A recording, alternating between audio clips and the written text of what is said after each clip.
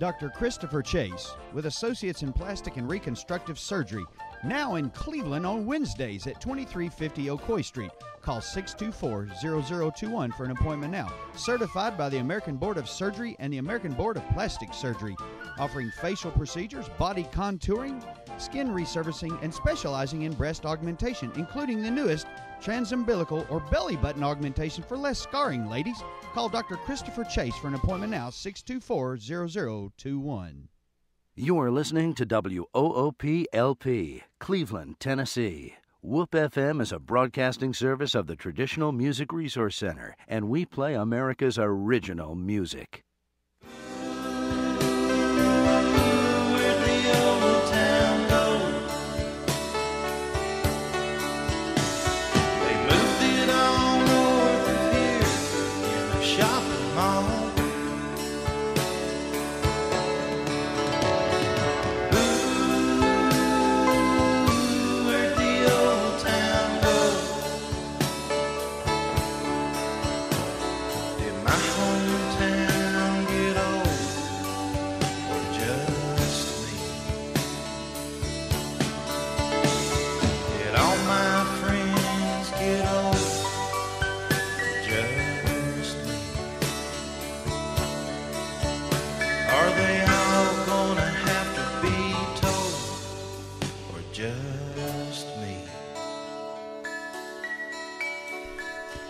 Good morning and welcome to Old Town Cleveland here on WOOP FM 99.9, or you can go to the internet at www.woopfm.com. You also can go to our website and download your iPhone app, and you can call us here at 614-5553.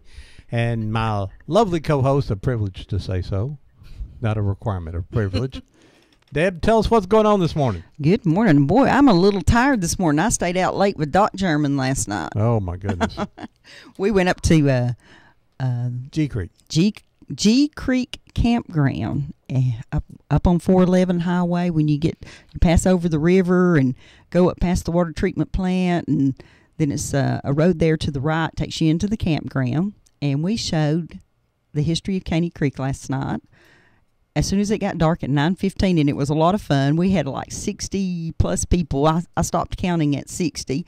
And it got dark, and I couldn't see who was there. Now, here's my suggestion. We're showing it again tonight at 9:15 at the G Creek Campground up in Delano. And my suggestion is that you take your own chair. They do have wooden benches that you can sit on, and for 45 minutes, you probably can tolerate that. I'd wear long sleeves and long pants because we didn't have trouble with mosquitoes, but I think there's a skeeter or two out there somewhere. And I'd say take a flashlight. Yeah, because when it's over, it's dark. When it was over, the ranger says, okay, everyone, good night. And I thought, okay, we'll flip the light switch on. And I remembered then I was in a campground. Yeah. And it was very dark. But we had a great time, had a very enthusiastic crowd. I know I talked to people, a lot of people from Cleveland, but there was some folks from Chattanooga there too. So apparently the word had gotten out. We'd love to see y'all there tonight. Today's show, Ron, we're going to be talking about Dooley's Drugstore that was downtown and some of the other businesses in the downtown area. We have Cheryl Hoskins Mathis with us this morning. We appreciate you being here this morning, Cheryl. Well, thank you so much, Debbie. And I think this is going to be one of those fun shows, and we want everybody to call in and talk about their memories of downtown Cleveland. And we've already heard some really good stories from Tommy McLean, for one. And Dr. Ron Akers was in here before we started, and we heard stories we couldn't repeat. You know, that's Doc does a lot of that stuff. So, and also, Ron, today I understand that the Disabled American Veterans Car Show is going on up at the Bradley Square Mall, and I believe the hours are from 9 this morning to 6 p.m. If somebody has exact hours, they can call us here in a few minutes and let us know about that. Okay, well, great. And wanted to mention our original theme song that we play here is called Old Town, and where we get the name of our show from, Old Town Cleveland. That was written by my friend John Cook. I helped him play on the recording of it. If you'd like to hear more of John Cook's music, he's got his own website now. It's called johncookmusic.net, and you can hear the entire song, Old Town, which is about him and his brother growing up here in Cleveland and walking up to downtown and getting to Cherry Cokes and getting them a nickel, and getting in the when the movie lasted all day, they got there early and watched every show over and over and over. Then went to places like Dooley's Drugstore and the Spot and there's. I was back at the Spot this week. Glad to see them open back up. Right. And now, for all you listeners out there, don't get this confused. We're not talking about Dooley's ice cream today. Although, if you want to talk about it, because we We talk about anything. we do have the original grape ice cream recipe, and it's very good. So, but we're talking about Dooley's Drugstore. For you folks who don't know where it was on Ocoee Street, and the best reference I can give is it was next door to C.J. Wilson's and Right. across the street from the Spot. Right. Right across the street over there where. And next door to Sturgey Brothers Furniture. Well, see, there's something I don't remember. Now, your father, the original guy who started was Ed Dooley, is that correct? No, it was started by Mr. Lusk in 1920. Okay, then it was Mr. Lusk, and then it eventually became, what was it called then? You remember? Lusk Drug Drugstore. Store. See, I didn't. You say that now. Then Mr. Dooley bought it, and then your father went into business with Mr. With Dooley. Mr. Dooley. And when he passed, then Daddy and Mother bought the store from Patsy Dooley Johnson. And then did it become Hoskins Drug then? It sure did. And did it close as Hoskins Drug, or was Yes. it? Okay. It did. And when I was in high school, Mother and Daddy opened a store on Mouse Creek Road, too, where Dr. Angela Free is. Yeah. St. Okay. John Now, is. what was the name of that drugstore? Hoskins Drugstore also. That's right. Oh, I remember that. Yeah. now. Yeah. We had two going Yeah. then when I was in high school. So, did you spend a lot of time downtown? Yes, I loved it. So, what was your favorite thing to do besides go to Dooley's or Hoskins there? Well, we had a soda fountain that was really, really good, but we still liked the Spot Burgers Oh, yeah. and the Frosted Malts. And so somebody would go across and get it. I never would go in there. I was kind of scared because it had all men and everything. Well, and that's a good point. That back when you were in high school, it was just a little countertop, right? Right. Oh, And, yeah, it was and just a slot in the wall, all it was. And I was talking. I had somebody from another generation that went with me there the other day, and she said it was so small that in the early 60s that she or her husband, one would sit in the car with the children and the other one would walk up to the counter and bring the stuff out to the car, that there wasn't room for a family to sit in there. Lyman. No. And, Yes. did you ever watch them throw the hamburgers and the Coke bottles back and forth to each other? No. Oh, that was the enjoyment. And of course, I thought they could cook the fastest hamburger. You go in there and eat. I don't know. I guess I just looked like I was going to eat too, because they'd have another one ready. I'd say, "Yeah, I think I'll have another one," and they'd lay it on the counter. I go, "How do you do that so fast?" Well, Lyman was always injuring himself somehow.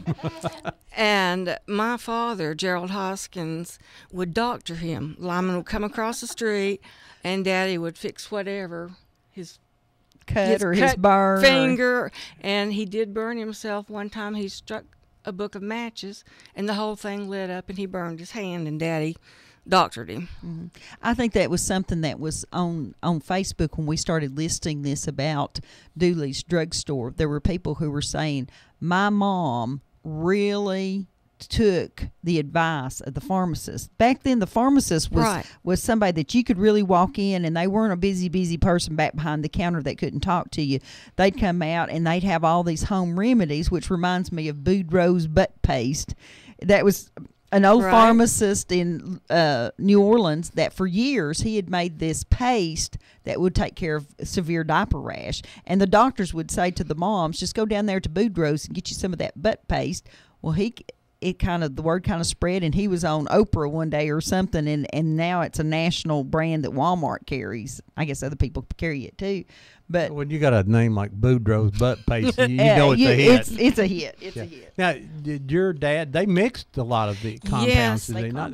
And I've got the compound book, and I need to bring it in to you. Maybe you could put like it to on see Facebook. And it is from Lusk Drugstore, and the phone number was 3 digits then, 3, and there are all these compounds in there, and up until, Daddy was there. I saw one that was in Daddy's handwriting. But pharmacists really did work hard back So then. compounding's not new. Oh, no. No. I wonder where they got the original compounds from. The recipe Oh, for 'em. I'm not sure. I know Sometime I Dr. think they Garrett. experimented. Right. Like Boudreaux. Yeah. Uh-huh. And remember Dr. Garrett, the ear, nose, and throat specialist? Yes, I do. Well, he had his own solution. I don't know what it was used for, but he made the recipe for it. And in the book, it says that it's Dr. Garrett's. Wow, that's That's amazing. It's great that you still have that too. Well, it must be from the 1920s. And So now it's the- kind of falling apart. now. When you remember being there, I think you said you moved here in '58. Right. 58. There's a lot of drugstores right downtown, was there not? There was a Central Drug was there. Central was there, Mr. Stickley. And then was it Bradley or what was the one? there? Moore's was Moore's, on the that's corner. right. Yeah. Ellis was there before Moore was, I believe. Oh, I don't- that that was was a long- before my time. I Well, think. that's just what I've been told. And so That but- was there where the law office is at the corner. right. And all of them had little lunch counters, and that was Yes. that was the big thing back then. And no one today you drive through and get a McDonald's thrown out the window at Right. you or something, but. Pimento cheese sandwiches, and someone talked about the potato salad that they served on crackers. Shara Horton. Said and talked about crackers on them. I said, oh. Mm-hmm. But everybody talked Ritz about crackers. cherry cokes and floats. No, and they things. served Right. Ritz crackers with the chicken salad. Oh, it was Not potato in it. salad. Potato Oh, salad. potato salad. Potato salad, yeah. Well, No. they made their own hamburgers. Uh-huh. They got the meat from, was it Tip's Grocery, Mr. Tipton down on Uh-huh. Inman Street? Yeah. And ground their own meat in the back and made their own hamburger patties. Oh my gosh, it's making me hungry. We had a nice breakfast this morning. We were over at the diner on First Street, Mm-hmm. and big old cat head biscuits, and you folks go by and see them. They A are little small business. little local, small local. business. Let's go by and say hello to them. And speaking of restaurants, we had John England on last week, and I think that was one of my most enjoyable shows in a long time, where we talked about Kentucky Fried Chicken coming to Cleveland. And Shirley, if you missed the show, he was saying that on Sunday afternoons, it was basically a drive-through business at that time. On Sunday afternoons over here on Inman Street, it was so busy they had to have the police to direct traffic. Really? Isn't that crazy? Now, where was it on Inman Street? It's across from the car wash. The building's still there. It's a finance company now, and you Yeah. can see it. It's just a little skinny building that obviously had a drive-through window on it. And his dad had been one of the first restaurants to put seating inside the restaurant, Oh. and that's when they built the one up on Keith Street. So, and if you can also go to the Whoop website and go to archives, click on the archives, and programs now starting since March, they are now both audio and video, and you can see and hear the entire program from every program from March. This program will be on about Tuesday, Wednesday, so people, if they missed it, will be able to come back and see it. See if we can get this first on the phone. Good morning, you're live on Old Town Cleveland. Good morning, Deb. How you doing? Hey, great. Bullet, what's up, buddy? I want to ask you if you found any cake in there this morning. Any cake? Yeah, they had a big party there for Doc Hollywood last night, and I was there with him. Well, there's not a bit of cake, but there's a whole bunch of trash and empty plates. Oh, well, Pro probably took it all home with him. But Yeah. we celebrated his 50th birthday there yesterday evening, and I figured I'd leave some for you. The king of disco has turned 50. Oh, my. Anyway, you was talking about my fondest memories. I used to go in Dooley's, but my fondest memories going to the old Martin Theater. It cost me 15 cents or a quarter back in the day. And but you don't ever go anymore for that. No. Well, you can't even get there for 15 cents. Much less get in the door. That's right.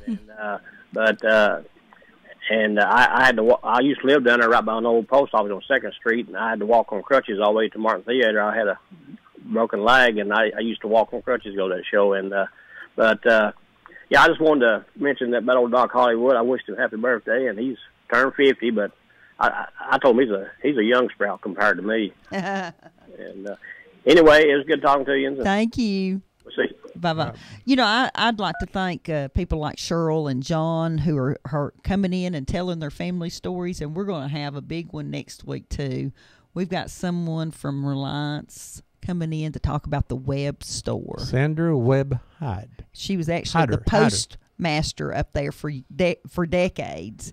So she's going to be a lot of fun too. And I think the folks from Abel's Hardware is going to come on and be with us in a few weeks. And so snake handling churches are going to be here. We said no live demonstrations. demonstrations. Thank goodness. Yeah. Hey, good morning, live on Old Town Cleveland. Good morning, Ron. Hey, how you doing? I'm doing fine. My little Korean veteran husband is at the market. He's got purple hull peas. He's got corn. He's got green beans. He's got tomatoes. He's got okra. But I want to tell you something. Next to him is a lady that's got some homemade fried pies. He may be standing down there with her. Spending all the profit today. Yeah, he's got a load, okay? That's all right. Well, all righty, baby. Tell us where it is now. It's at Peerless Road Market, darling. All right. Love you guys. Bye-bye. Bye-bye. Thank you. Bye-bye. She calls in with the vegetable report every Saturday morning. Yeah, so, Sounded good to me. Her husband's he'll have on a Korean veteran hat. That's why you'll know who he is there. And so go down and thank him for his service and buy a mater and some okra and a homemade fried pie. Yeah, that's next door, though. That's next door. Yeah. Well. Good morning, live on Old Town Cleveland. Well, good morning. This is Marilyn. Hey, Marilyn. You got a fish truck this morning? This morning at 11 o'clock, so any time after 10:30 or so, I need to come on down and get you a place in line. I thought you was going to say a plate. Yeah, you'll have. So this is live fish, and even if they haven't ordered it, they can come down and pick up something, and you've got a container for them. Yeah, they're put in containers, and they're ready to go whenever they pick them up. Okay, was Mr. T able to go with you today? No, he's still not out and about, but he's doing better, and by the next time, he'll be here with bells on. That sounds like a winner. He got him a new set of knees. Yeah, and I got a whole lot of work. Yep. And I can't believe you were out in the dark with Doc German and come back. Well, I will tell you, it was quite entertaining. Oh, okay. You guys have a good day. Thank you. Bye-bye. Bye-bye. Yeah, that's down at the Bradley Farmers Co-op this morning until about 12 o'clock, I believe. They're going to have the fish truck there, and I understand that there's a lot of people that need that algae-eating carp. So go on down there and get some. Something we did. We all need algae-eating carp after all this rain. Something we found out about Doc last night is he does like fresh biscuits. And he likes pretty women, too. We figured that out real fast. Yeah.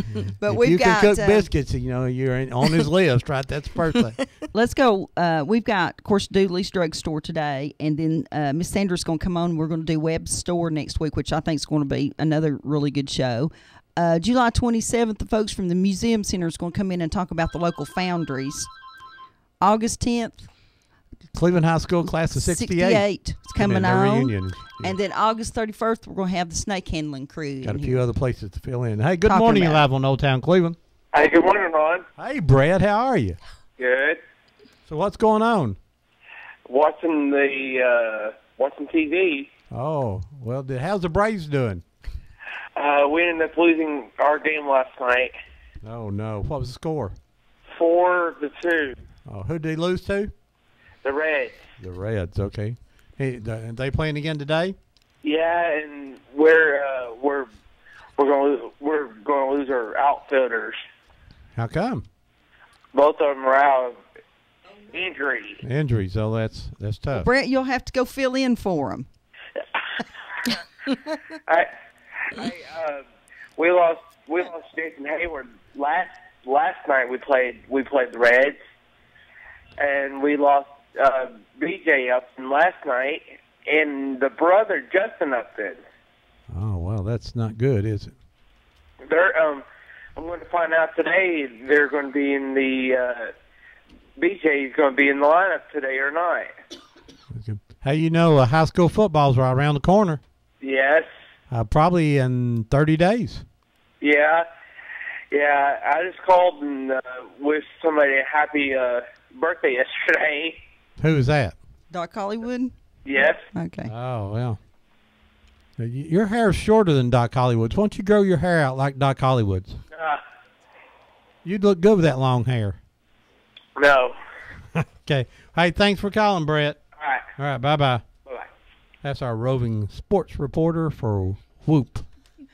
Our friend Debbie here online says she's looking at it. She's got a copy of an ad from a city directory, but she doesn't know what year it is, and it's Dooley's Drugstore, Ed Dooley, proprietor, Rexall Company, and then it says phone 16 or phone 17 for free delivery. So it's a 2-digit phone number in the beginning. Yes. Isn't that funny? I imagine that we talked to somebody last night that talked about delivering medications from the drugstores on a motorcycle. Of course, I'm sure that was much later than this, but I'm sure they probably had a bicycle delivery. The store owned a bicycle or two, and then we also had delivery car. Mm-hmm. And the motto that Daddy dreamed up was, "We deliver free and freely." Oh, I mean, they went everywhere mm-hmm. and didn't charge. That's nice. Well, so at that point in time, I guess they had to have, all the medications had to have a prescription like today. Yes. Yeah, except for the compounding, and they could do the compounding without a prescription, I would guess. No, you had to have a prescription. Yes, the doctors wrote the prescription. Okay. So when your mom and dad, disbanded the store, what happened to all the old fixtures and the stuff? Do you know? I have one. Mm-hmm. An old wooden fixture that is so tall it will only fit in my den that used to be a garage. And it's wooden and has sliding doors. It's gigantic. And actually, I'd like to sell it if anybody might be interested. Oh, well, how long is it, you think? Just guessing. Maybe 5 or 6 feet. 5 or 6 feet long and maybe 8 feet tall, 7 feet tall? Probably. And what did your mom and dad keep in that? I don't know. Well, used to almost everything was kept in those, and it was more of we helped the customers, and it was more that than a self-serve. But there were cosmetics in there and liniments and just whatever we had. What's the weirdest thing you remember seeing in the drugstore? A suppository mold, maybe. A suppository mold. Mold? A mold. That's how you made suppositories. They made their own. I didn't know that you made them. Yes, it's a mold with different sizes, and you would pour the ingredients in, and they'd set up. Where'd you get the ingredients? I thought you just went and bought these in the store in a package. Well, you do now. Right. But the pharmacists had to make them. They get the formula, I guess, from the doctors on the prescription. And then your dad and Mr. Billy and Mr. Lutz would sell it to them. They take it home and make it themselves. No, they made them in the drugstore. Right. Oh, I thought you could buy the mold and take it home. No. Oh, no. I think I have the old mold at home. I always liked the big white cup with the mortar in it that they crush stuff with. Right. I've got some of those. Wow. And I have a lot of old medications. The bottles, some of them still have the ingredients in there. I'll have to bring them to you. And I've got a stack of old prescriptions. And I think the oldest one I noticed goes back to 1934. Mm-hmm. And they were in the basement of the drugstore. I didn't know there was a basement in that store. Mm-hmm. Well, there was. There was, okay. Yes. But not a nice basement. Not a nice basement. And I understand, and I won't mention which building it is, but one of the buildings uptown still has the dirt floor under it, and it's accessible. This had a dirt floor. Mm-hmm. It was more like a cellar. Mm-hmm. And then one time when I was in high school, the gas meter reader went down there to read it, and it was dark. And he struck a match instead of using a flashlight, and it caught fire, and the smoke got into the store and damaged some things.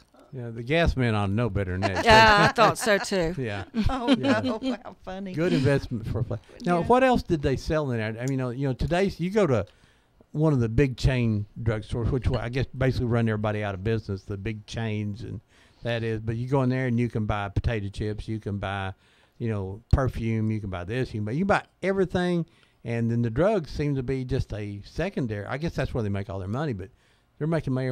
Did you have all that kind of stuff there? Oh, no. What was your main thing that you had inside the drugstore? Well, we had several cosmetic counters. Okay.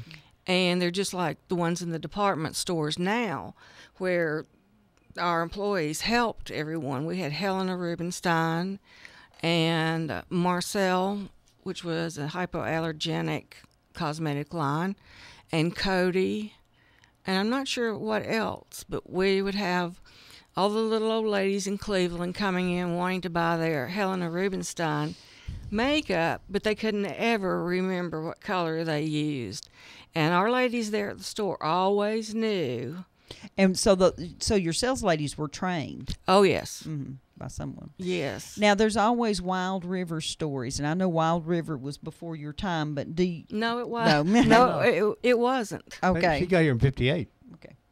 So that'd be... So do you remember them coming in, the folks from Wild River? Did they come in, or do you remember seeing all the excitement downtown? I really don't remember that, but Daddy said that Elia Kazan came in the store, and he met him, and he saw Lee Ramick, whom he thought was absolutely gorgeous. She was. I think in such a squeaky clean looking way. I think today's actresses could learn a lot from someone like Lee. Now, did they come in and eat, or just happen to come in? Purchase the items they needed, toiletries, maybe shampoos, aspirin, whatever. And I do remember going to Charleston and seeing the street there, the setting. Yes, Mother and Daddy took me down there to look at that. And I think the thing that always amazes everyone that saw that scenery is the fact that they had those ginormous fans set up. You may not remember those. No, but I don't. Probably in the pictures you would might bring back a memory, but they were giant fans that helped blow the rain. In the video. Have you seen the movie in the last few years? I haven't seen it in the last few years. I think finally you can go online and order it now. You have to be really careful. Sometimes you get an international copy and it won't work. Yeah, you got to see it in a crowd. I mean, if you see it in a big crowd, it's just there's these funny parts that you may chuckle a little bit, but you're in a crowd, all of a sudden the whole crowd laughs, and it just how it's such a different. We had experience. never seen it, but just 2 or 3 people in our living room, and when we saw it, I guess down at the museum center, and there's probably 100+ people there, and up at I believe they showed it up at Walker Valley too, or maybe that was just the documentary, but it was kind of a different experience to see it in a crowd, which is like our documentary too. So now, was all the drugstores sort of the same thing, that the toiletries and the little snack bar, and then the drugstore part of it? That's pretty much what they did then? Yes. So they weren't these big superstores now. No. Yeah. No, we had candy. We had Russell Stover candy, and then we had penny candy and candy bars and cigars. Did a big cigar business. Oh, really? Yes. So now, who were some of the people who worked in there, ran the snack bar and ran the toiletries and all? Who do you remember those names? Yes. At the fountain, there was Betty, and someone commented about her, and Yvonne. And Betty used to babysit me every now and then when what I was was Betty's last name? Do you remember? I can't remember. Isn't that funny? Well, no, that's. But Betty I remember Yvonne. her and Yeah. what she looks like. Mm-hmm. And Inez Albritton, she pretty much held down the front, I think. And Claudia Gann and Bob Johnson, Mr. Dooley's son-in-law. And his grandson Glenn worked there some. Is that the Bob Johnson who went on to play football? Or is that different Bob Johnson? No. It's a gentleman who married Patsy Dooley. Mm-hmm. Robert Does he G. live Johnson. in Utah now or something? No, he's passed away, and he always lived in Cleveland. Okay. There's a Bob Johnson who's a friend of ours that lives in Utah that's from Cleveland also. We talk to him quite often. So, but yeah, okay. So how many employees were in there? Sounds like a lot. I don't know a lot, because when I was growing up, the pharmacy was so busy that they would have like 3 pharmacists on duty at one time. Wow. And so how did they get by with not being open on Sundays? If somebody needed medication, what happened? We were open on Sundays. Oh, were you? Yes. The doors were open. Yes. Oh, okay. I did not realize anything was open And the downtown. soda fountain was open, and college students from Lee University, then Lee College, would come and sit there and socialize in the booths And there have at the soda lunch. fountain. Hey, I didn't know that. I didn't know Right. that. I mean, it makes sense that they would need to be open. So now, what all did they serve at the? Get to the part I'm interested in. What did they The serve? food. The food. What did they serve there? Hamburgers and hot dogs. Uh-huh. During the week, they had Townhouse donuts that they would purchase and then sell there. Now, where was Townhouse at that time? Was it downtown? On too? Broad Street. That's what I started saying. It was just Uh-huh. 2 blocks away, but I guess it was just more Right. convenient. Right. And pimento cheese sandwiches, chicken salad, tuna salad. I liked the hot fudge cakes. They had their own hot fudge machine. It was so good. Milkshakes. They made their own fresh limeade. And, of course, their own cherry They Cokes. made their and everything. own fresh limeade. Yes. So they just made like lemonade but used limes. Right. And I loved that. Mm-hmm. But now, what was? Did they use it more as a soda fountain, where the ice creams with the sprinkles on it, or was it lunch? It was a lunch counter. It done both, then, right? Right, but That's where the people who work downtown, I imagine, got their right, lunch. exactly. Yeah. Very interesting. Good morning. You're live on Old Town Cleveland. Hey, good morning, Ron and Debbie. Hey. Roland, how are you this morning? Great, Good Mr. morning. Rowland.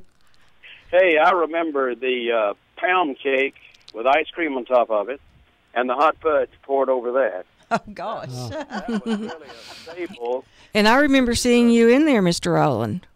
Yes, I would go there quite a bit. And, on Sunday mornings, not only the Lee students, but all the young people from First Methodist, and it was downtown, would sneak over between Sunday school and church and partake of some of the good things at the fountain. I was a member of First Methodist. Yes. And so I know there's a lot of history with Dooley Drug Store. Fact of the matter, Bob Johnson was one of the nicest people. You could always see Bob at the hospitals visiting folks. And, he wore that little hat, and he tipped that hat when he was on the street to the ladies. He was a real Southern gentleman. And, of course, Dr. Dooley and everybody remember, and it's just such a great place. A lot of memories there, too. I just want to comment, Ron, especially for you, on that pound cake with ice cream and hot fudge on top of it. Oh, I really appreciate that. Since I've been on a diet, that sounds so good.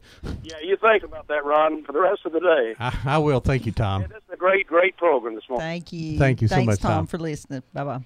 Our Well, that mayor- was nice because I was just thinking about him and how I used to see him Yeah. in there.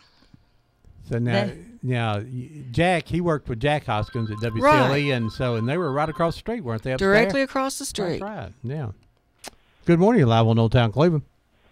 Yes, this is Sarah, and my sister Susie worked in there in the food bar when she was in high school, and my grandmother. That was the only place we went and got drugs. Well, thank you. And my papa was a a veterinarian, and he was grandfathered in. And when we dissolved Mom and Daddy's stuff, we found the medicine bag that he carried, and all the drugs in there had Dewey Drug on them. How funny. Now, you say he was grandfathered in, so he was kind of practicing as a vet, and then when all the regulations came in, he was just able to become a licensed one then. Is that right? That's really amazing. I think Now, what was his name? Andy Jenkins. Andy Jenkins. Okay. And did he have a shop or a... No, he just done it out of his home. What part of town did he live in? When I was very young, they lived out at Red Hill. Okay. Red Hill. That kind of brings me to another topic with you, Sarah. I am trying to put together the history of the Red Hill United Methodist Church. Mm-hmm. Do you have any clue how old that church building might be? No, and I listen to your program every Saturday, but no, I don't. Okay. I remember that he lived on Hunt Road. On Hunt Road. What was your sister's name that worked up there at Dooley's? Susie Henderson. Oh, I know who you are. Okay. I know who you are, Sarah.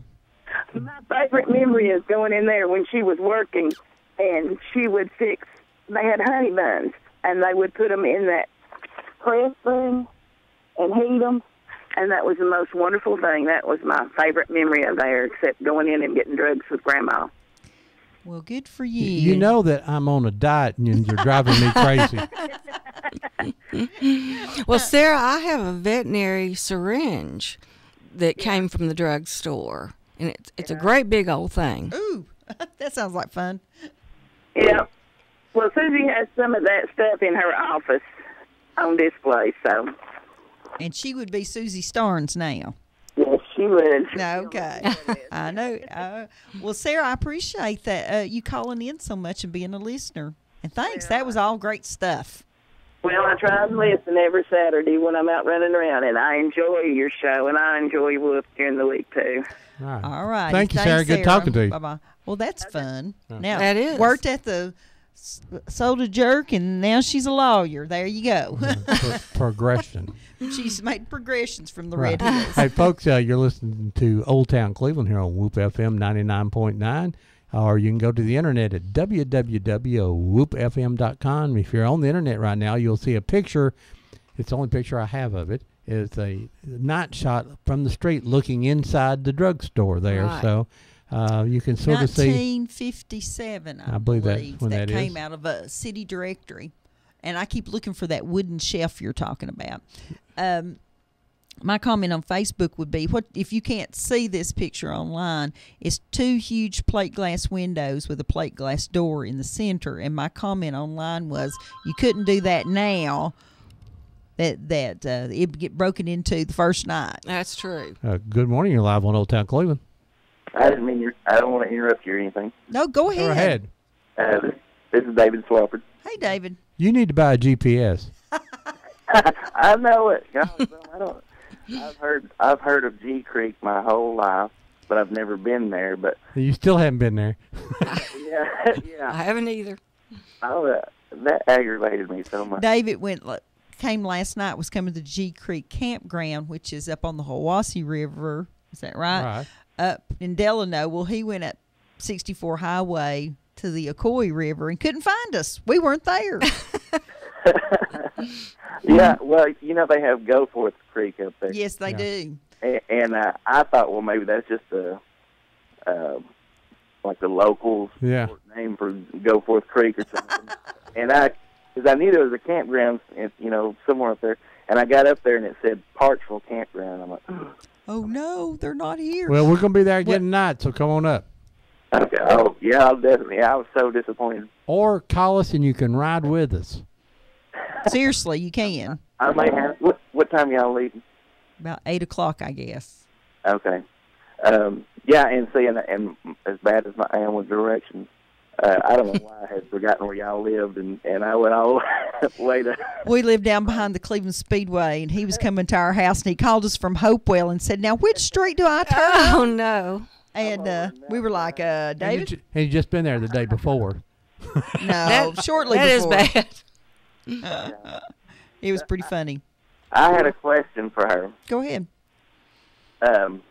Okay, she was saying that they have prescriptions from back to 1934 and stuff. Did the prescriptions that you still have, do they still have their names on them? Yes, they do. They have the doctor's name and the patient's name. Now, something that we could do with those, Cheryl, is to loan them to the history branch.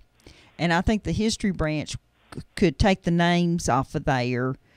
I mean, just have a list of people that had prescriptions at Dooley's drugstore, not necessarily put what it was for. I know where David said it. He wants to know if there was any of Lee Remick or any of those kind of prescriptions filled there. Because he's writing the book about Wild River. Right. Oh, okay. I have just a very few left that were in the basement. And I don't know whatever happened to all the others. Okay. But that's a good question out there, David, for anybody who's listening. If they have anything associated with that movie, they need to share it with David here because he's going to get that book done someday. Yeah, and it's closer than what I thought. I was kind of calculating what I had left to write about, but that Dooley's drugstore is one of the good stories. And you're talking about Lee Remick earlier. Have you had people tell you that before about Dooley, about her going into Dooley's drugs, or being there? Yeah, and seeing one of the incredible things is interviewing a lot of these people for the book. I would interview one person, and they would have a story, and then I'd interview another person, and their story would pick up right where that one left off. And this happened several times. Mm-hmm. And Dooley's Drugstore was one of them. And one of them I got from the Banner. Another one I got from Helen Ryden. And another one I got from Alan Jones. And they all connected with each other. But in the Cleveland Daily Banner, it said that Lee Remick had to go to the doctor to get treated for sunburn. And so the doctor gave her a prescription for sunburn, some kind of hospital-strength sunburn ointment, I guess. So she went to Dooley's Drugstore to get it. Well, Helen... Oh, I like that story. Well, Cheryl's going to buy a book. She done. That's right. I want one of your books. Yeah. Go So then I talked to Helen Ryden, which she may be listening. I know she listens a lot, and she might can elaborate on this story. But she ended up. She saw this young, beautiful woman sitting in the, waiting for her prescription, and Helen was in there waiting for a prescription also, and they got to talking to each other, and it ended up being Lee Remick. Oh, I wish I could have met her. Yeah, and so then I talked to Alan Jones, and Alan Jones was telling me about how his father ran the credit bureau, and one of the people that had not paid their bill was Lee Remick. Oh no! And her bill was only like a couple of dollars or something like that. I can't remember. And but they had to call her about her not paying her prescription bill. And I think I've even heard Bob Cash talk about that. But Bob Cash... But that's fun. So the newspaper and Helen and Alan's story all went together. Yeah. But separately, it wasn't probably much of anything to talk about. Well, that's fun. So they had to... Have you talked to Judy Harris, I believe her name was, that was the little girl? Oh, yeah. Yeah, they flew to Hollywood together. Right. Yeah. Yeah, she was and she's wonderful. And her mom's in the movie too. But anyway, but there is a discrepancy there, and I don't know what to do about that. But I think when I heard Bob Cash on your show one day, he was talking about that, and he said he worked at the credit bureau when that happened, and he said that she did pay the bill, but Alan Jones said she didn't pay the bill. Oh. So I don't know how to put that in there, but well. But we'll figure out a way to handle it. But anyway, I appreciate you listening to my story. All right. Hey, if you want to ride with us, just give us a yell. All right. Bye-bye. Bye-bye. Folks, you can call us here at 614-5553. We're talking to Cheryl Hoskins Mathis. Yes. I got that right. I'm lucky today. Usually I'd say, what's your name again? And her family was involved in what was Lusk, Dooley's, and then Hoskins Drugstore, and downtown across from the spot next to C.J. Wilson's. Yeah, we'd like to have some, scan some of your pictures sometime too. Good morning, you're live on Old Town Cleveland. I find it hard to believe somebody's smart enough to write a book and can't find G Creek. And then for them to call radio and tell the world that they couldn't find G Creek, that just makes it that much worse. Well, bless David Sarge there. He means very, very well, though. Right. I guess he's one of those intellectual people that has no common sense. You said that. I did say that. Very nice young man, yeah. But I have fond memories of riding bicycles with a whole gang of kids downtown, and we'd lay them down there in front of the spot, and I'd go to the spot first and eat my hamburger and milkshake. The other guys would go over to the drugstore and have their hamburger over there. They preferred that one. And then I would join them, and I'd have a second hamburger in the drugstore. That was no problem whatsoever. I sort of say, Doug, I just knew that was coming, that you was going to have two burgers. And Mondays, yes on that, but I go at 11 now. Can you go at 11? Yes, sir. I'll meet you there at 11. Okay, sounds good. And, All right. I was follow up on last week's show. I was talking to David Simmons, who lived over there by Arnold School, and he said Colonel Sanders had a car wreck at Willow and Keith Street. Oh, really? I didn't hear Johnny mention it. I'm sure Johnny's aware of it. But anyway, I thought that was pretty neat to know that Colonel Sanders had a car wreck. I didn't realize Colonel Sanders ever actually came to Cleveland. I also heard a story Thursday night that Big Money got tired of England throwing his bicycle in the pond. Yeah. So one day he just jumped off and threw it in there himself. before Johnny could get to it. Heard the same story. All right. Well, I'm really enjoying this. Thank you, Doug. Thank you. Well, speaking of Colonel Sanders, he was from the same area of Kentucky that my Uncle Carl Hoskins was from. And rumor has it that he owed Uncle Carl money for some furniture and never paid it. We'll have to check with the credit bureau on that. That's one right. Too. Yeah. That's of course, Colonel Sanders had 7 businesses, I think, fail. Right. And he didn't make his money until, he's in his 60s or 70s, something like that. So he had not had great success through his life, but then his chicken was, what was interesting to me that I had not known is that they started selling chicken is that any restaurant could bought it and just they were serving Kentucky Fried Chicken. It wasn't actually a restaurant. He sold chicken at first, and in his recipes, and then later he got his own restaurant started. So I thought that was interesting. That it was done that way. And people outside here waving at us. How you doing today, folks? They're selling donuts. No, thank you. Oh, I don't need no donuts. No, I need donuts. I want donuts. I don't need donuts. And they're talking about all these pies and things and cook and this. So, did you have hot slaw for your hot dogs? Do you remember? Probably so, but see, that's a real Cleveland sort of thing. Then I ate everything plain, so I don't really know. Well, that'd been a hot slaw. Then you learn better. Yes. And Gene Flowers truly has the best hot slaw. It's a lot better than Brandon Forster's. I just want to say that. Good morning, you're live on Old Town Cleveland. How you doing, Ron? This is Bubba Cry. Not in Charlotte at the moment, but still living there. Hey, Bubba, how you doing?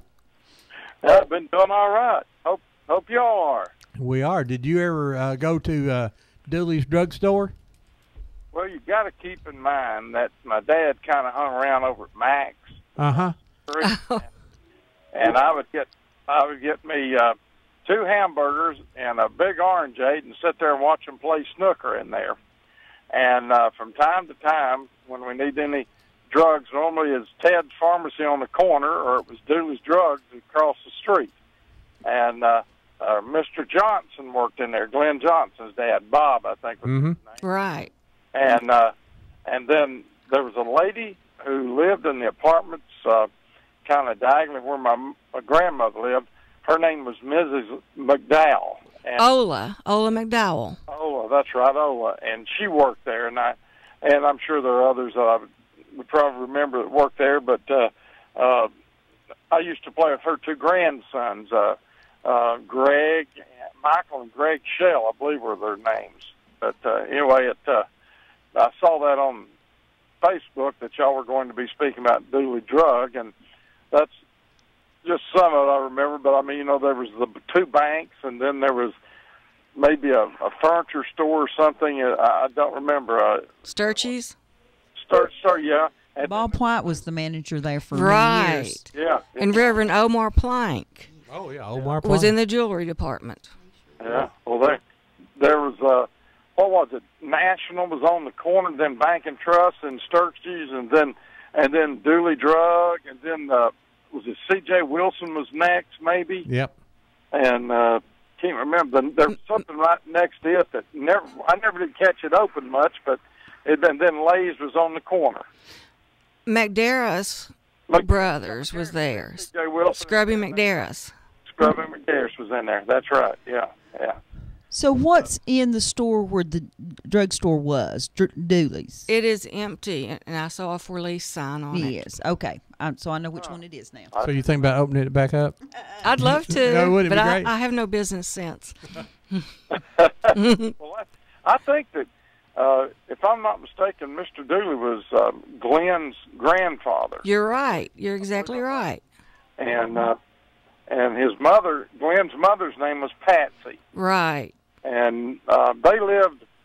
I know they lived up in Bowman Hills, the new addition. They built a house up there on top of the hill there, and but before that, it seemed like they lived on Bowman or somewhere. They did. They lived on Bowman Avenue. Yeah, they lived right in there. But you had Dooley's, you had Ted's, you had Central right there within a couple of blocks of each other. And Ted Johns, moved down to, First Street and Worth, I believe at one time. And had a drive-through. Yeah, that's right. But, it brings back a few memories. I'm older than I think, I guess. We all knew that, though, Bubba. Bubba, let us know sometime when you're going to be in town, and we'd like for you to come back on and help us with the show.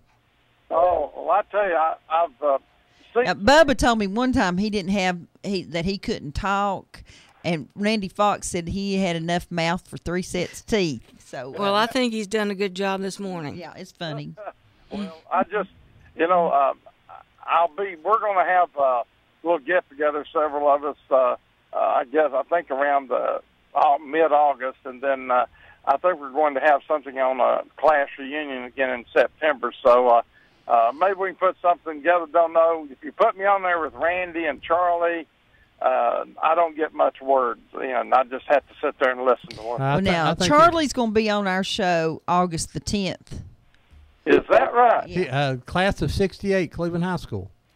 Oh, my goodness. Is that right? Right. Now, you probably won't, if you haven't seen Charlie in a while, you won't recognize him. He's lost 40, 50 pounds.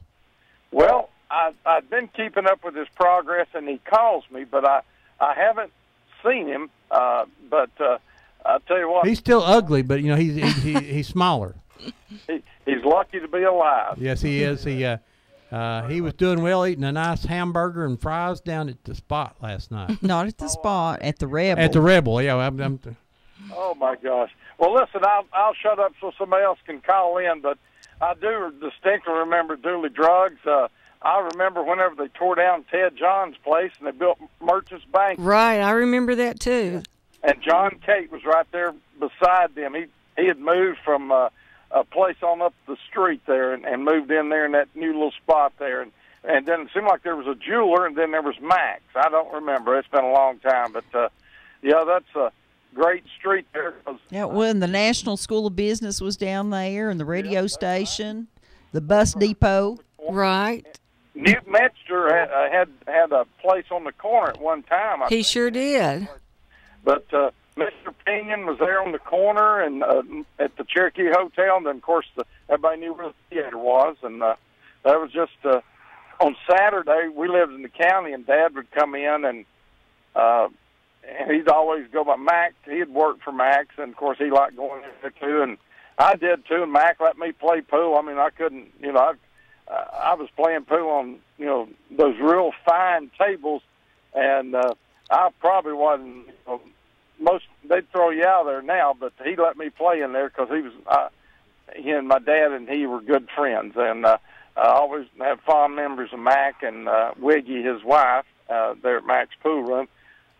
Then the Spot, everybody knew the Spot with Chester Perkle and Paul Cook and Lyman and all the different personalities that went through there. So Dooley's was right there on the main drag and for years, and it was a good spot. Well, listen, good to talk to you. I'm sorry I hadn't called in recently. I just happened to remember what the subject matter was, and you finally got something I could talk about. Well, I've enjoyed talking to you. All right, good to talk to you. All righty, Bubba. Thank you. See you, Bubba. Bye-bye. Bubba used to call a lot. We missed him there for a while. We always liked Bubba calling from Charlotte. North Carolina, and he'll say, "Hey, y'all, this is Bubba. What are y'all talking about today?" And we'd say so and so, and then he'd carry on a conversation like that. But then he'd tell us he didn't know anything. He wouldn't even Well, know he what sure knew a lot today. He wouldn't know what the topic was, and he could talk for 15 minutes. I've told people this before. C.J. Wilson's was next door or right up there, and the sign. Now, was CJ's ever actually open when you were down there running around? It was. It was. And Mr. Wilson was right there in it, and he'd come in the drugstore too.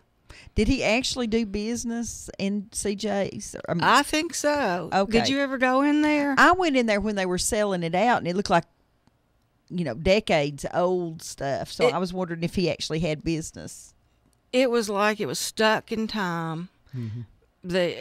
All the fixtures were old and wooden and glass, and the merchandise, it wasn't shabby at all. It was new and nice, but it was very old-fashioned. Very period. I mean, and they still had wooden floors still. Yeah. And we think that one of his original tables is at the museum. Center. And for years it's been down there with a big tablecloth over it. And they uncovered it the other day, and it's gorgeous. If you walk in, it's must be 12 turn to feet your long. left at the museum. It's the table is right there. Good morning, live on Old Town Cleveland. Yeah, Ron, I got a question for your guest. Go ahead. You remember it looks like a little bowl, and they've got a little attachment where they mash the pills together. What is that called? The mortar and pestle. Okay, well, on Ted Johns' marker up on Fort Hill, that shows a picture of that on his farm, on his marker. I didn't know that. That's interesting. I used to work for Ted Johns back in the early 60s, and I'd go over and clean his houseboat over and I worked for his mother-in-law, Miss Madaris. But, up on his marker, I'll tell you exactly where it is. You know that little white building Debbie knows? Yes. Where that little white building sits on Fort Hill, you go right across north of that little building. His marker there, and it's got a picture of that on his marker. Okay, I'll need to remember that when I'm working on the National Registry, because we're looking for different, unique markers, and that sounds like one. Like I say, I used to go work for them, and his mother-in-law, and her grave's right beside theirs. But it shows it right on the marker. I'd like to go see that. Mm-hmm. Well, just go that little. Debbie can tell you that about more it is than I can, but it's right up from Fort Hill Veterans Section. It's that little white building there. Just go right across the street, and you see it. Ted Johns, and it's north of the little building. Yeah, that's right. Okay. Right across the street from where my great-grandfather's buried in. Yeah. Okay. All righty. Thank you. See you. All right. If you come in the cemetery there at the Boys and Girls Club and just keep going south, you'll see the Veterans Cemetery there on the right. I was at the Veterans Cemetery the other day. And then when you go east from there a little bit, you'll see the Gardener's Shack, I call it. It's a little white building that stays locked up that has I don't know what in it. And so it would be north of there, across that little road there. Yeah. Now, Bullet there just called in. He takes care of the Veteran Cemetery. Him and his brother volunteer their time and take care of that cemetery down there. And so we always like to thank them for doing that. Just amazing. Right, because it looks so good. Yes, Mm-hmm. and I was there the other day, and the I guess the city or the county probation folks had some folks out there weeding and stuff, and I thought, well, I'd much rather for somebody to do that than be sitting in jail somewhere. But I was going to tell you, CJ's sign, when he closed, disappeared off the building. Imagine that. I didn't know that. It fell off the building, or it was taken off the building, and that sign is in San Francisco. I wonder how it got there. Well, the guy named Robert Llewellyn Wilson, since the statute of limitations out, which we called him CJ in school, was our class president, somehow has that sign in his psychiatrist's office in San Francisco. And I'd asked him about, do you still have that sign? And he sent me a Facebook picture that says, I don't know what you're talking about. And, of course, the picture coming across his desk behind him, the C.J. Wilson sign standing up behind his desk. Oh. So, I mean, it's like it's made its way back to I remember the sign. It's probably a 12, 13-foot, 14-foot sign or something like that, 18 inches tall. And so I don't know how it got in C.J.'s or in Robert's custody, but it's in San Francisco. You never know. Yeah. It fell off the building, and they picked it up, and I'm sure, but, of course. Someone online says if you remove the screws from a sign, it magically falls. Isn't that amazing? That would say, I don't know how they got up there was what I was trying to. Okay, speaking of screws, I need someone who's a handyman to go down at the corner of Oak Street and Central Avenue, and we have a historical marker down there for Oak Grove Academy. And the rivets in that sign have rusted out. It's been there since 1938. I need somebody to put some metal screws in that so that we don't lose the top of that sign. Please. You know, maybe if Mayor Rowland's still listening, maybe he could ask the street department to go down there and put in 2 screws for us. Hey, Tom. Well, I really no am. Pressure, Tom, whatsoever. Not only am I afraid that we'll lose the sign, but it's a big, heavy sign. And if it were to fall on somebody, they would really get hurt. Mm-hmm. And I'm in the processes of trying to get our missing signs replaced, and I don't need to be working on that one. We've got that one nice original one there. It's just the rivets have rusted out, and it wouldn't take somebody that's a handyman but just a few seconds to fix it for us, I think. Mm-hmm. Probably have to get the old bolts out. There are no old bolts. They're gone? They're gone. Okay, well then it would be easier then, right? It's going to be I just can't do it, but it's going to be easy if a couple of people. And I would think that the sign would need to be turned parallel with the sidewalk instead of, out across the sidewalk. Okay. Corner of Oak, Central Avenue. Right. Used to be Dr. Lindsay Hathcock's office. Yes. Right there. The Oak Grove Academy was there. The building was there to the 1960s or so. Donaldson Printing, I believe, was in there right before it closed. Good morning, live on Old Town Cleveland. I'm listening, Ron, and I'll take care of it. Who is this? Larry Bryant. Thank you, Larry. Thank you, Larry. Thank you so much. And, I mean, that's just all it's going to take is somebody going down there with some good metal screws and turning it where it needs to be and putting the screws in. I appreciate it, Larry. I've fixed a sign or two along, so I'll take care of it. I think you probably have. Hey, thank you, Larry. I'll see you. Bye-bye. Thank you.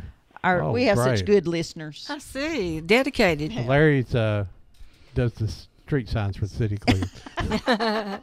He knows a little bit about that. Well, it's one of those things that I'll drive by there at 8:30 at night and think, I need to call somebody tomorrow. And the next time I think about it is when I'm driving by again.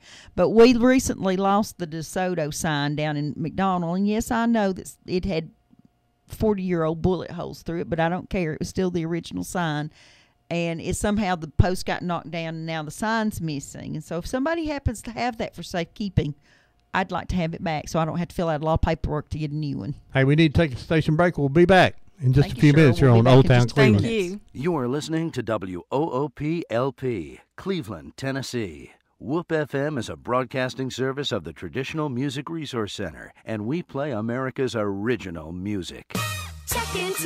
Checking the cash.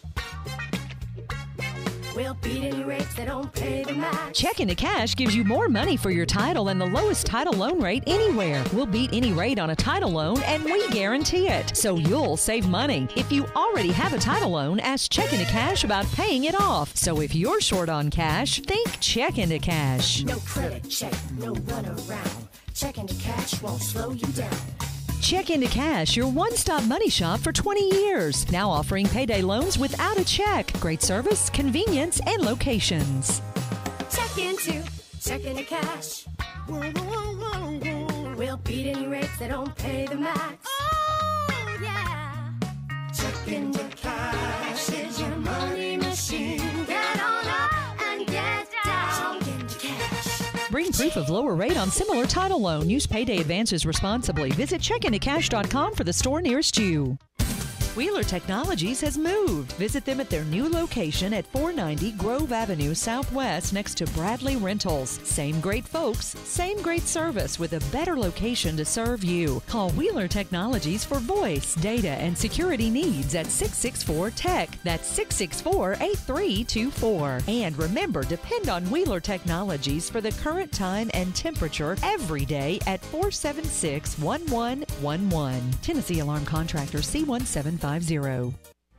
Mermaid Mattress wants to say thank you, Cleveland, for once again voting them the #1 bedding store in Cleveland Daily Banner's Reader's Choice Awards. Buy any full-size mattress set and get a $500 wooden headboard, footboard, and wood side rails for only $99. Or, while they last, close out fabric queen-size mattresses for only $99. But hurry while supplies last. Mermaid Mattress, your hometown mattress factory, located right here in Cleveland, Tennessee on Georgetown Road. Call them at 472-2486 for more information. Go see them now on Georgetown Road. Mermaid Mattress, 472-2486. Mermaid Mattress Factory and Showroom.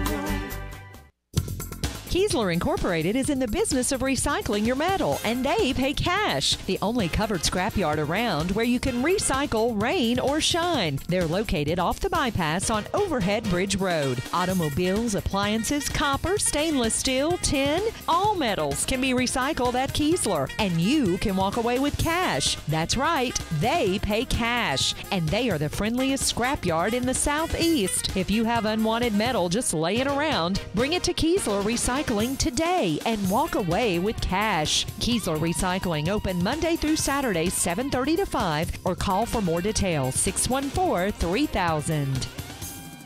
You're listening to 99.9 Whoop FM. Check us out online at whoopfm.com and enjoy great classic country and bluegrass favorites right here all day on 99.9 Whoop FM.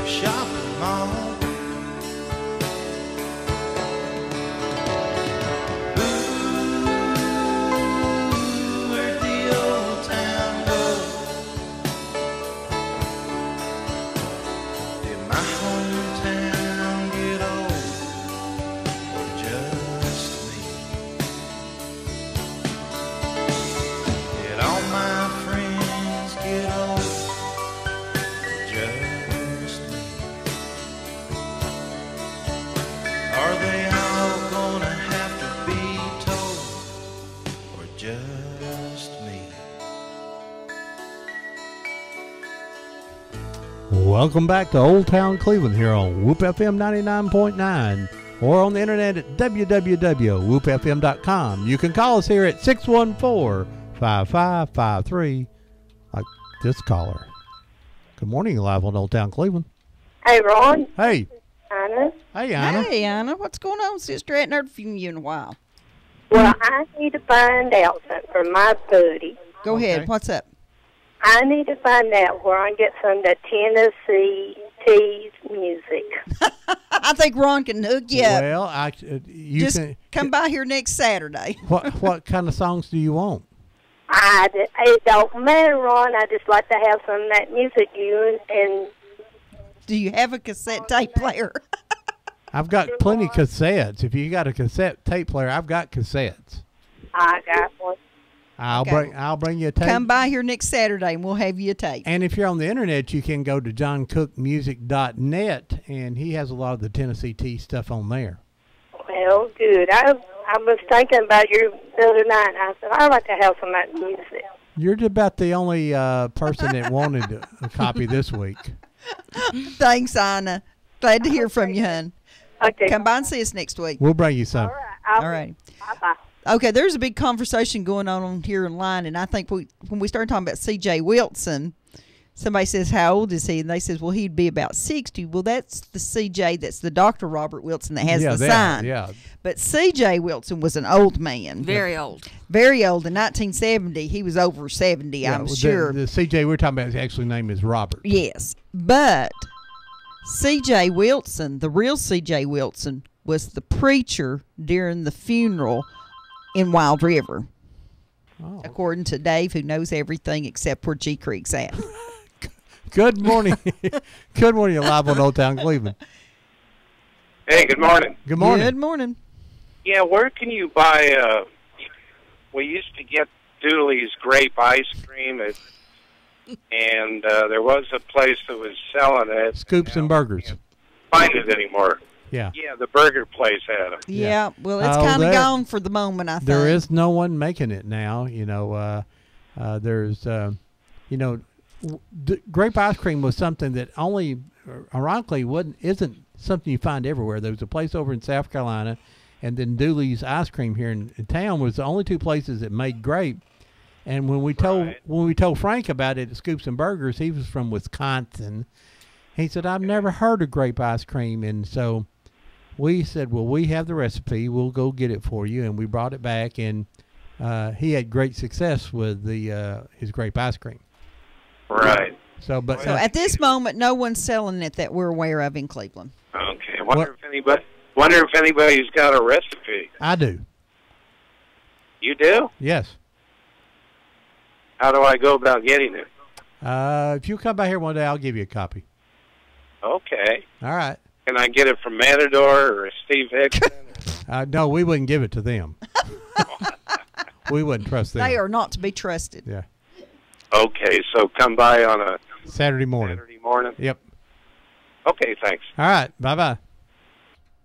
You're listening to Whoop FM 99.9. We're talking about Dooley's Drug Store down on Ocoee Street across from the spot next door to what used to be Sturkey's and C.J. Wilson's. And I have invited Bob White to come on and do a Sturkey's show, Yeah. and he's too chicken. Good Y'all morning. can You're tell him live I on said Old Town that. Cleveland. Good morning. Good morning. Oh, push the button, Ron. It's not working. Good morning. You're live on Old Town Cleveland. Hey, I don't want to say who this is, but if you see Frank anymore, tell him I'd like to have my ice cream dishes back from Dooley. Okay. I know who this is, and I haven't seen him in a while, but I do have his phone number. Tell him because I like to see him still being served with someplace. That's right. Well, he gave me some of them, and they're being used. I still got a few left. Well, Ron's kind of mad, though, because I'm wanting to redecorate the dining room to match them.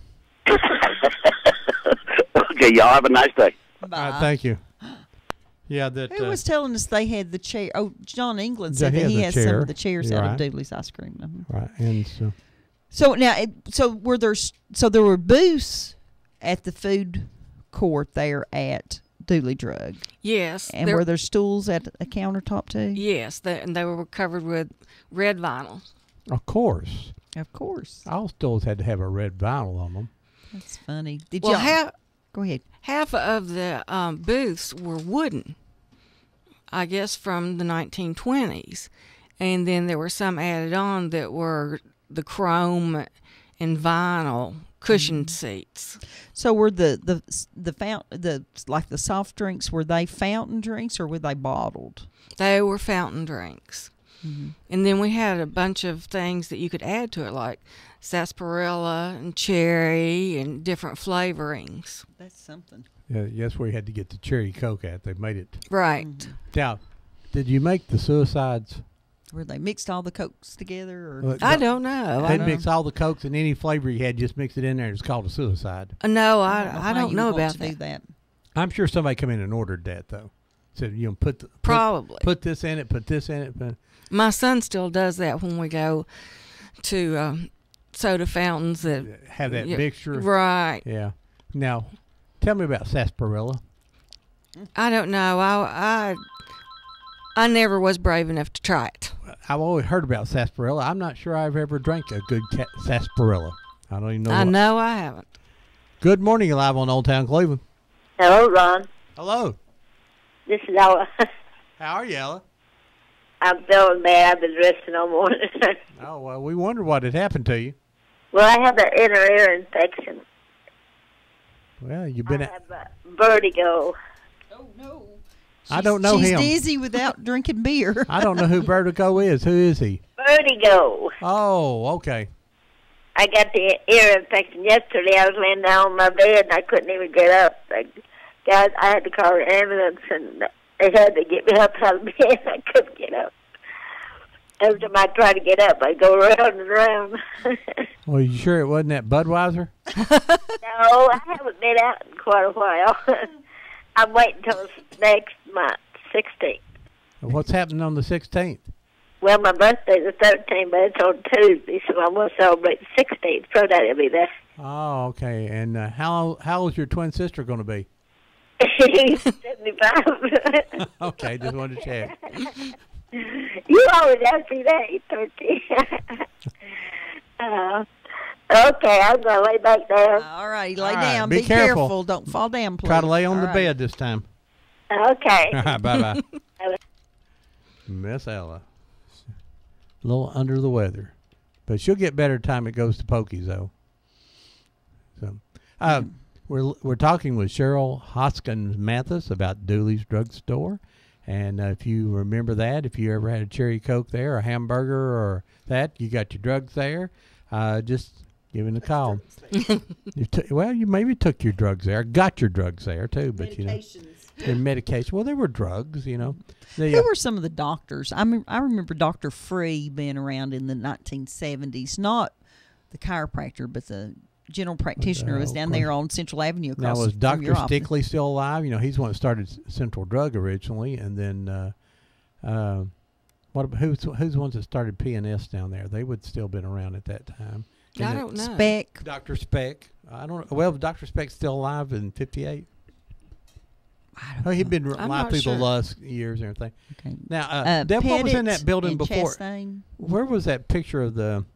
I posted it on Facebook recently. It had the big coffee pot thing out front. Okay, the Cleveland National Bank was a little skinny building down there on the far southern end of that side of the street. Right. Then there was an empty lot, and then there was Johnston and Tipton's. I think it was like a dry goods store, and they had a coffee pot that would be the size of a car or something. Apparently it was hollow, but it hung out over the awning. And then there was a saloon next door. Then there was a saloon next door. And About where your place would be, there was a saloon there. Oh, that's there was a interesting. saloon, and then there was some dry goods stores on the other end. Good morning. You're live on Old Town Cleveland. Well, good morning. Good morning. I was calling to talk to Cheryl. Go ahead. Okay, go ahead. Hello. Hoskins. This is Connie Green. How are you? Oh, Connie, I'm good. How are you? I am very good. It's so nice to hear you on the radio. Well, thank you. How do I sound? Wonderful. You're just doing a great job. Well, I'm having a lot of fun. I have been in and out running errands, and have you talked about the orange freezes that they had at the fountain? No, I haven't. I was a very picky child and didn't like a whole lot of things, so that wouldn't have been something that I liked. Well, tell us about it. Oh, well, they took the mugs, you know, the glass, hourglass-looking old white glasses, and they froze them in the container with the ice cream. And then when you got a Coke float or a orange freeze, which was my favorite, they would fix it up and take one of those mugs out and pour it in there, and it just crystallized with ice up the side of it. It was so good. It sounds good. We would go to the Princess, and if we didn't buy anything there, we could go up to Dooley's Drugstore when we got out and get an orange freeze on Sunday or Saturday when we would get to go to the movies. But that was wonderful, and of course Dr. Dooley was just charming, and of course Gerald Hoskins was, you know, just the greatest. He was. He really was. He really was. He was so good and friendly and kind to everyone that came in there, and then, you know, when he had his store out on Mouse Creek. Did he put the impression of a mouse on some of his literature when he moved out there?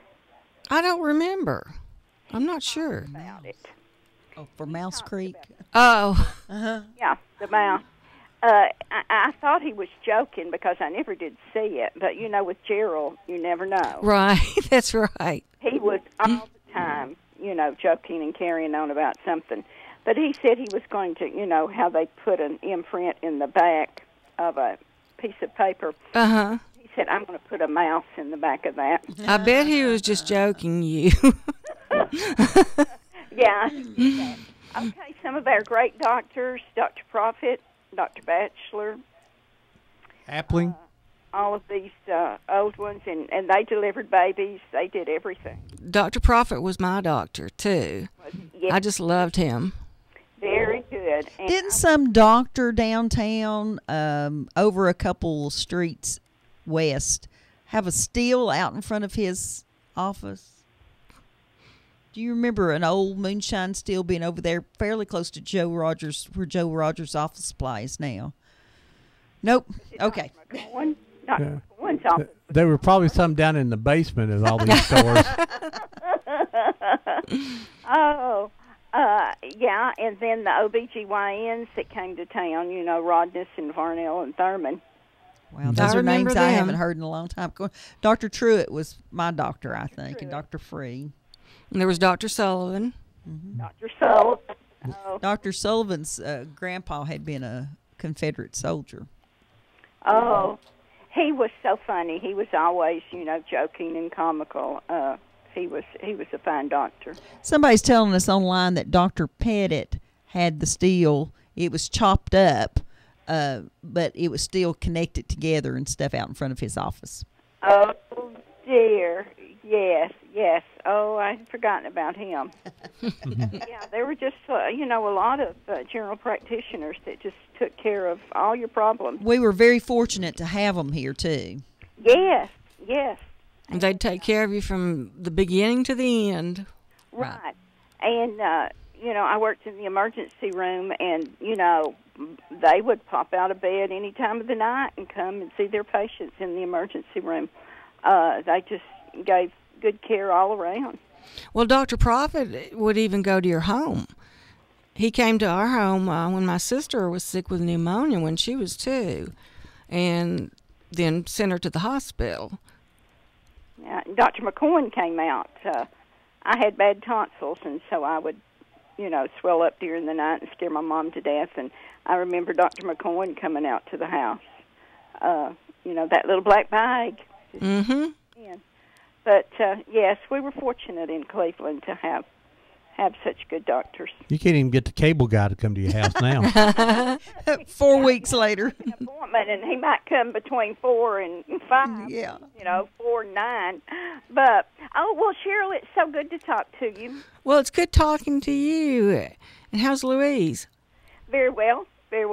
Yes, I'll tell her you asked. Well, please do. And I'm so glad you called. Well, you all have a good day. Thank you. Well, thank you. Bye, Connie. Bye-bye.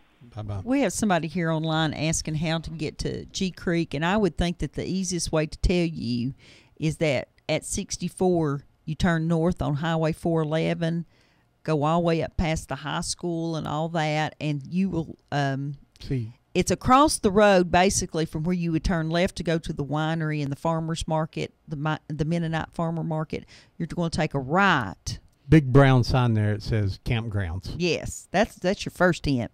So you go down and you pass the ranger station where the old fort is now standing, and you take the next right. And when you get inside the campground, you're going to bear to the right, and then the little outdoor theater's right there on the right. I do suggest that you take a flashlight, some off, and your own chair. If you want snacks, you need to bring those too. And the Hiwassee River is literally about 50, 60 feet away from where this is. And, buddy, it was rolling and yesterday. There's still a lot of water in the this double the speed. The ranger was telling me the water was traveling twice the speed it normally travels. Of course, it was horrifying just to see it go rushing by, and then there were all these young teenagers jumping off the bank into it, which was horrifying.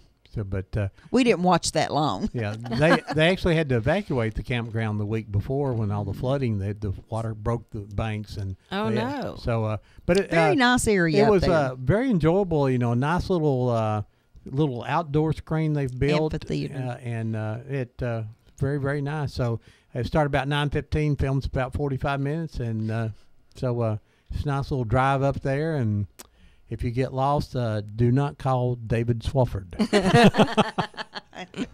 Do you go just past where you turn to go to the railroad station? No, there that's or you would before? actually catch the railroad there. If you've ever rode the train around the mountain, that's the road you turn on because that's where they'll pick you up. But if you're going up there, it used to be Savannah Shores Restaurant. Oh, and the water place, water treatment plant, Savannah Shores. There's going to be the next right past what used to be Savannah Shores Restaurant. or there's a restaurant right there. And then it's going to take a right, and the big brown sign says. The big brown sign looks. It's like it's at. I can't remember Savannah Shores, but it's the next ride up.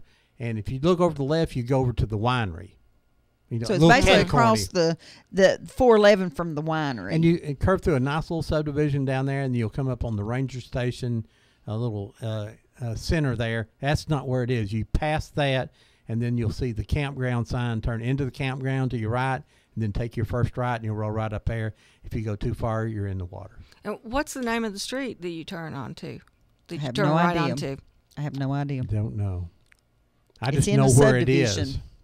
It's not on the Ocoee River. Right. This is on the Hiwassee. Just go all the way through. I'm going to give everybody a street address here in just a second. You have to go past Benton Shooter Supply. Everybody knows where that is. Everybody does. Go past Benton Shooter Supply. I have to then tell- you go past what used to be what is the high school now? Where you go to Reliance, you pass on past that. If you remember where is that 39 through there? You go across the bridge. Go across. You're gonna go across the Hiwassee River. As soon as you go across the Hiwassee River, you'll see the water treatment plant. You'll see the old restaurant. Then the next right, take up there, and you'll go right back there to it. Okay. And it's a Can't miss it. Don't ever say that. You can't miss it. I know. I have to tell you that, speaking of Polk County so much, that I was in a writer's workshop this week with some teachers from Polk County, and they said they had given 10 kids in Polk County the prompt, if you could go any place in the world, where would you go? Well, most kids pick Disney World or Paris or something. 7 kids said Walmart, and the other 3 said Benton Shooter Supply. Sounds like my little boy and me. It's a sort of all relative where you go. You know, hey, folks, you're listening to Old Town Cleveland here on Whoop FM 99.9, or you can go to the internet at www.whoopfm.com, or you can call us here at 614-5553. We're talking about Dooley's Drug Store, which used to be Lusk, then Dooley's, and then Hoskins. So you may remember it by one of those. If you remember it by Lusk, we really want you to call because you remember you've been around a while. And then, of course, then Dooley's, and then Hoskins. And, of course, you know, we talk about what happened across the street at the spot. Right. And we won't talk about what happened in Max's pool room, but, you know, we'll talk about, you know. So what went on at the pharmacy there when they had the Christmas parades back in the day? Well, it came right past the drugstore, and people would line up, you know, to see it. And my father would sometimes put out a ladder and let me sit on top of it to watch the parade. And we were right there. Did you Did you open the doors and have hot chocolate and coffee for sale during those nights? Or did you just sell the regular stuff, you think?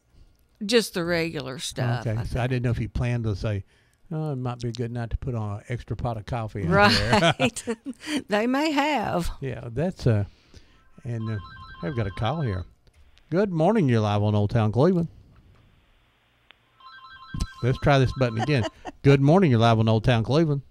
Yeah, I was calling there. I used to work for old Gerald Hoskins when I was a young man. So who is this? That's Cecil Love. Cecil Love. What did you do for him? Me and Danny Waters, we used to deliver prescriptions and stuff on bicycles. And, we'd make up hot slaw in the back and different things. And I remember you and Danny both. Yeah. Sure do. Old Johnson used to work for him, and he'd say, "Boys, get a mop. We need to mop up." That sounds like him. So how far would you ride your bicycle? Just around local county town, you know, around town, like 2nd Street, 1st Street, Central Avenue, places like that. So did you collect the money when you delivered, or did they just sign a ticket or something? I can't remember, but I know that me and old Danny, we worked together for old Gerald. When I went to Vietnam in 1969, he sent me magazines and everything. I don't know how in the world he found out where I was at, but anyway, that was a few years after I worked for him. And Bob Johnson, he used to work for him, and you know, I remember them, and I knew Roxy and... Oh, I remember Roxy Johnston. Yeah. There was 2 or 3 in there that I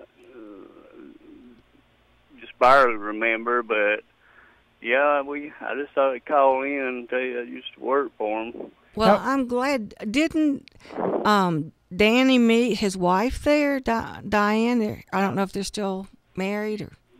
Yeah, he's still married to her. They go to church over at Old Pathway Baptist Church off Water Level Highway, and I run into him. He's kind of getting bald headed now. Well, tell him I said hello and Diane both.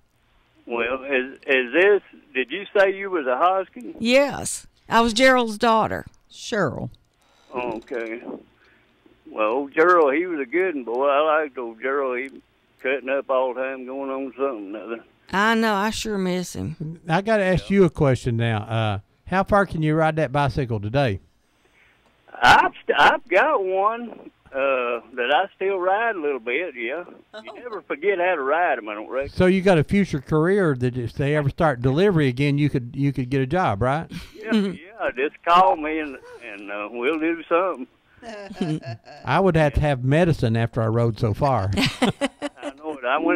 I went up to Pigeon Forge up there and seen the cars and everything here a while back, and I rode that thing down there, and it was almost as bad as walking, but yeah, it was a lot of exercise.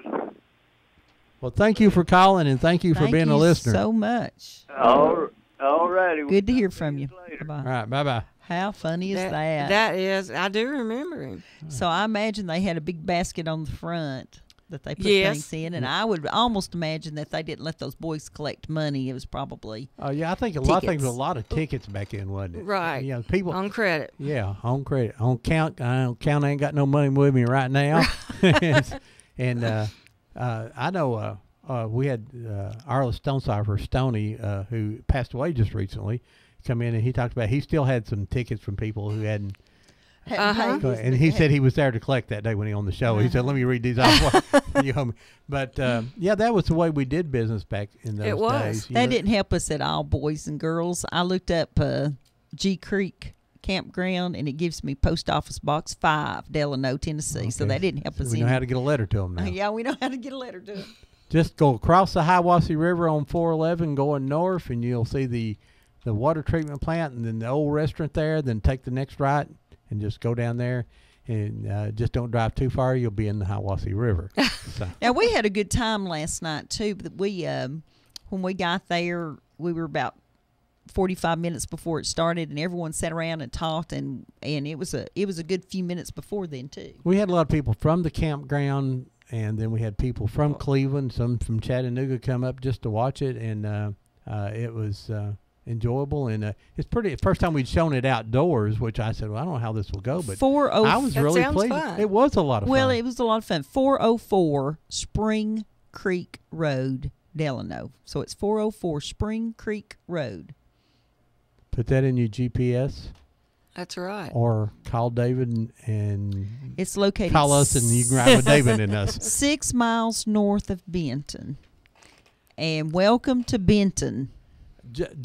Welcome to Benton. Slow down. Yeah. Anytime you say welcome to a city limits, slow down, and you will think that you're crawling through Benton. It's 45, 40, and please go 45 or 40 through there.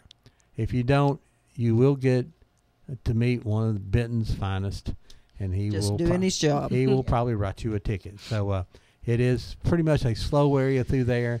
The road's beautiful now. The 4 lanes done all the way up through there now, and open and clear, and so really a nice drive. And the roads are marked well. If you have a little trouble seeing at night, the lines are good and bright still. That's me. And that's why I'm saying that. Once you get from the campground back to 411 Highway, it's very nice. Really nice. So it wasn't bad down through there either. You just had to bring your own snacks with you too. Bring you bottled water if you want some chips or something, because there are no vending machine. We're in a campground. Right. Now you can go walk across the little bridge and go to a very nice, clean restroom. Yes. But it's not right there. That was my next question. Yes, there is a clean restroom. So. Well, I think I'm going to get ask my children if they want to go. It's fun. Just wear long sleeves because there probably are some skeeters out there. But we didn't have trouble with that last night. And real quick, if you don't know what the Caney Creek is, Caney Creek was a little village that was across the river. If you know where the flume line is, if you're facing from the roadside looking across to the right, they built a village on the side of the mountain there. Those were the people who ran the powerhouse and the flume line. It started in like 1912, and these people had electricity, they had telephone, paved sidewalks in 1912, 1915. Hotel, That's amazing. a tennis court. And then when TVA was created, the people were forced to move out because TVA took over all the power companies. And even though it went all the way to the Supreme Court, big battle, and Tennessee Electric Power Company lost, and it became TVA. TVA did not have company houses as they did, and people had to move. Quite often they moved to areas that didn't have running water, didn't have electricity, didn't have telephone, and they actually moved backwards into life. So can you imagine living in the mountains of Polk County and having more benefits, more the women, when they left Caney Creek, they had electric stoves up there, and they had to move back to where you had wooden stoves. Now, they don't talk a whole lot about that in the documentary. They talk about actually living in the camp, so what it was like. It's like I say, great part of history saved. And then one other thing, if you've ever been a dirt track racer, or your family members have been dirt track racers, or you was a big fan who went there to any of the dirt track races in the area here. Boyd's, the one in Athens, there was one in Dalton, there was one in Ray County, and there's a Cleveland one. There's all kinds of racetracks around. We're looking for old pictures. We're looking to interview those people. We are doing a documentary about the dirt track racers of this area, and that comes out April of next year. And the video tonight will start. The documentary will start at 9:15, so I'd be there a few minutes before that because there's not a whole lot of parking spaces, and you want to get a good one. All right. Well, Ron, is there anything left of the settlement up there? Foundations. The foundations are left. There's yes. about 6 or 7 concrete foundations left is all. When the TVA took over, people just didn't want to leave, so they just tore down the houses. You can't get to see it. If you want to go in there and see it, you can make an arrangement with TVA, and the TVA employee will have to go with you because this is all protected now due to Homeland Security. And if you want to take a movie camera with you, you need to plan about 6 months. The thing of it is, if you know someone that works for TVA, they can help you get back there, but you can't go back there by yourself legally. There's a railroad track run through there, and basically there's a path where that track was, and you can walk along and you'll if you know where they take out the RAS and where the flume line comes down, well, it's right in the middle of those two there. There were 14, 15 houses, a tennis court, a hotel, a school, church combination, and had a little trolley cart ran back and forth through there. And all the what happened when they built the first Parksville Dam, it flooded all the roads, and there was no roads up there. You have to imagine the roads are not like they are today. Matter of fact, the roads were just non-existent. They were pig trails. And what they didn't flood were just really, and A models had trouble driving through it. So it's a pretty interesting story. And like I say, there are a handful of people alive that we interviewed. And dirt track racers, we've got some interesting stories from people being shot at, to somebody drinking a little bit and using illegal fuel, and there's a lot of fights. I don't want County. I don't want our racers to have the same. I mean, we had so many people after we got Caney Creek finished. Well, my grandma's still alive, and we had so many people after I wrote my Confederate history book, when I had begged for articles for years, had wonderful stuff that they hadn't given us. So please, if you know someone that has done dirt track racing, if you have 8mm movies or films, of that nature, we can get those converted, and we will give you your film back and a DVD of your old racing films. Well, so we'll do that. We'll do that for you, and we have.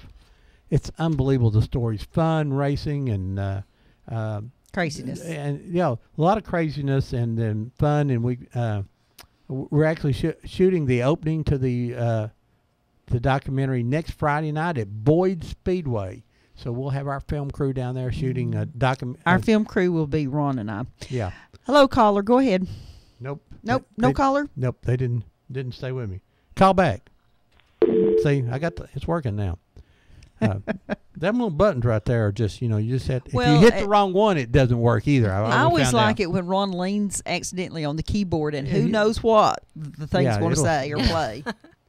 So, did you ever go down to Lay's?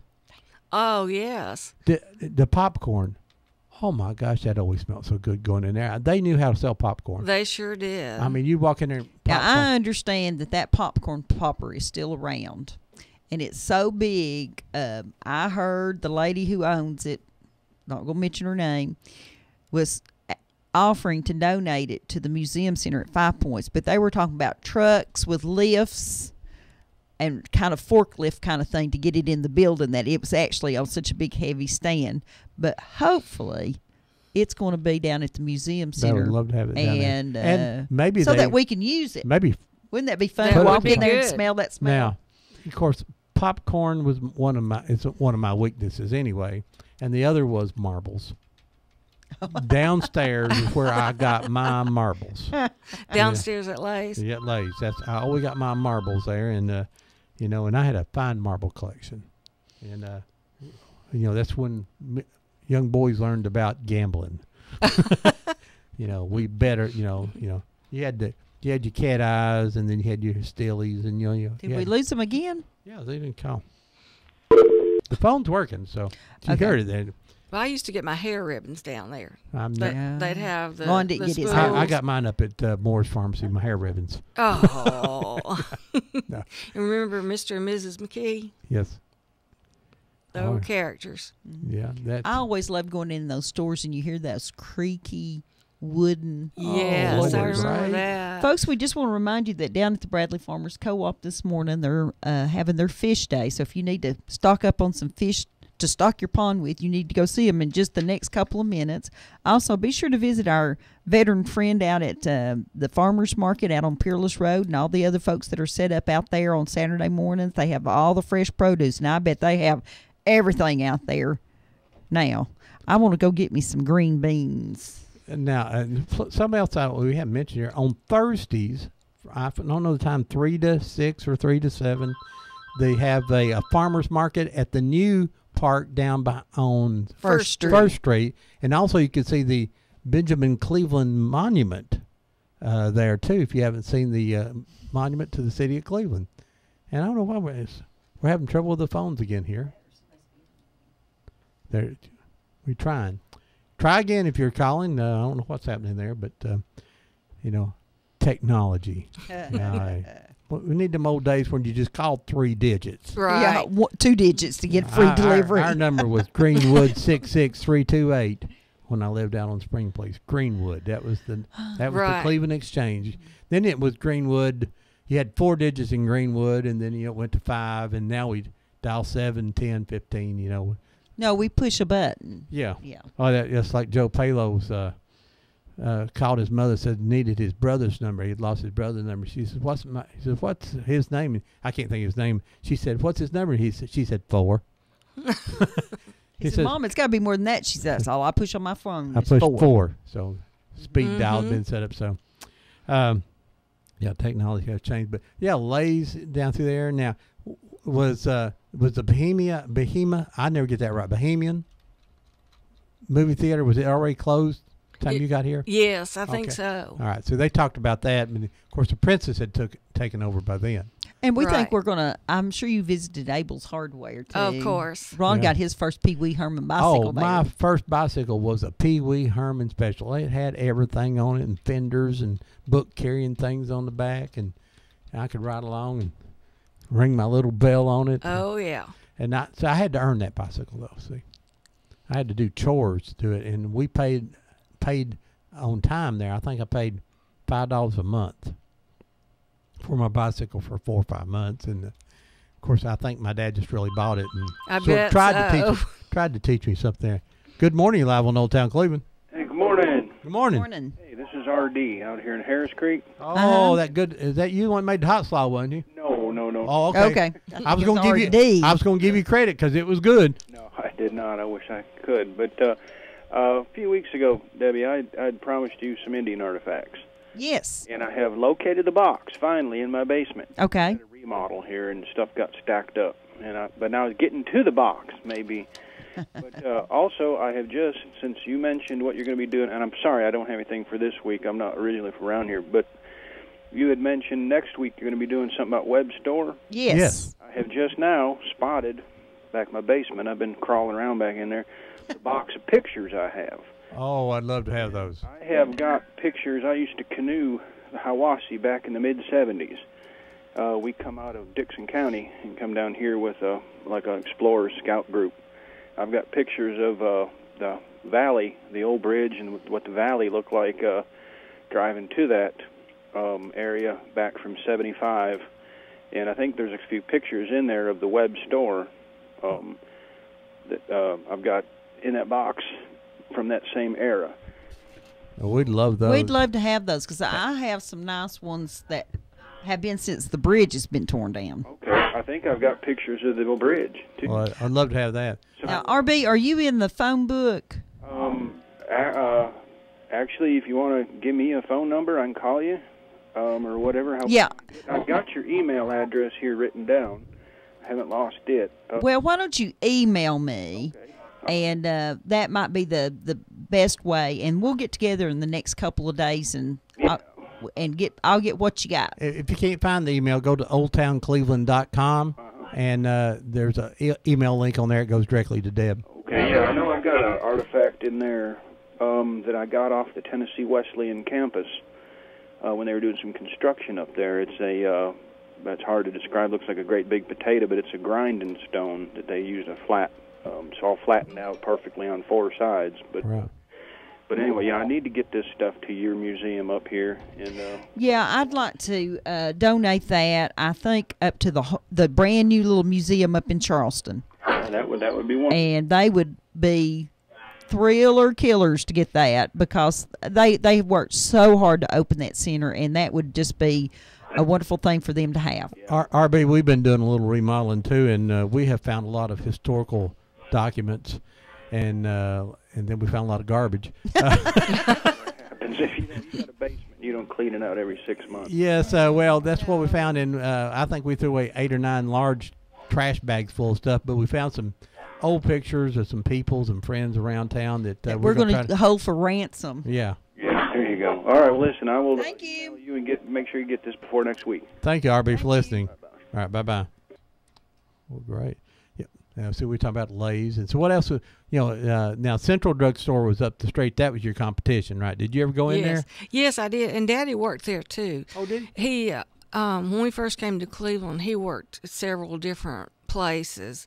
He was at the hospital and at Central Drugs, and he worked in the store in Dayton, a drugstore there. Mm-hmm. And he just got all around. And where did he go to school? University of Kentucky.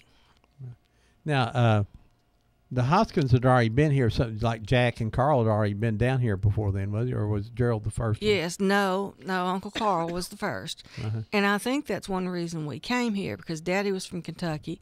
Mother was from Warner Robins, Georgia, near Macon, and this was halfway. Halfway between the two. Right, so that's good. So that's... and like I say, Jack Hoskins was just a great friend of mine, and probably helped me with my career when I was a young man more than anybody else in Cleveland. He's such a sweet person. Great guy, He, matter of fact, I applied for a job, and he wrote down. Jack was part owner of the cable company. Right. Jack and Carl and all of them, and when they sold out to Telecable, they were looking for a manager, and Jack actually took all the applications in for that company, and he handed them to him. He says, "I've got written down in this envelope who you're going to hire." He said, "But I'm just going to let you go look at all of them." He put that in a drawer. When it came back, they said, "Well, this is the guy we want to hire." He opened up, and my name was in there. So, and they were confirmed. They were convinced that they had made the right selection. I thought they made an excellent selection too. So I worked there in 23 years for the cable company. So, and of course, Jack was involved in that. Well, I remember you from then. Yeah, that's and I've always been around the radio station up there with Jack and Tom, and that's some characters up there too. That's true. And I imagine they came down and ate all the time across the street with you. Oh yes. Yeah, well, that's Tom's a great guy. We kid him a lot, but a great guy. And I've got some interesting stories, but I can't tell those either because I was there too. But somebody online wants to know if we remember the Townhouse restaurant that was located next door to the bakery. I do, but I was thinking it was a little closer to Broad Street.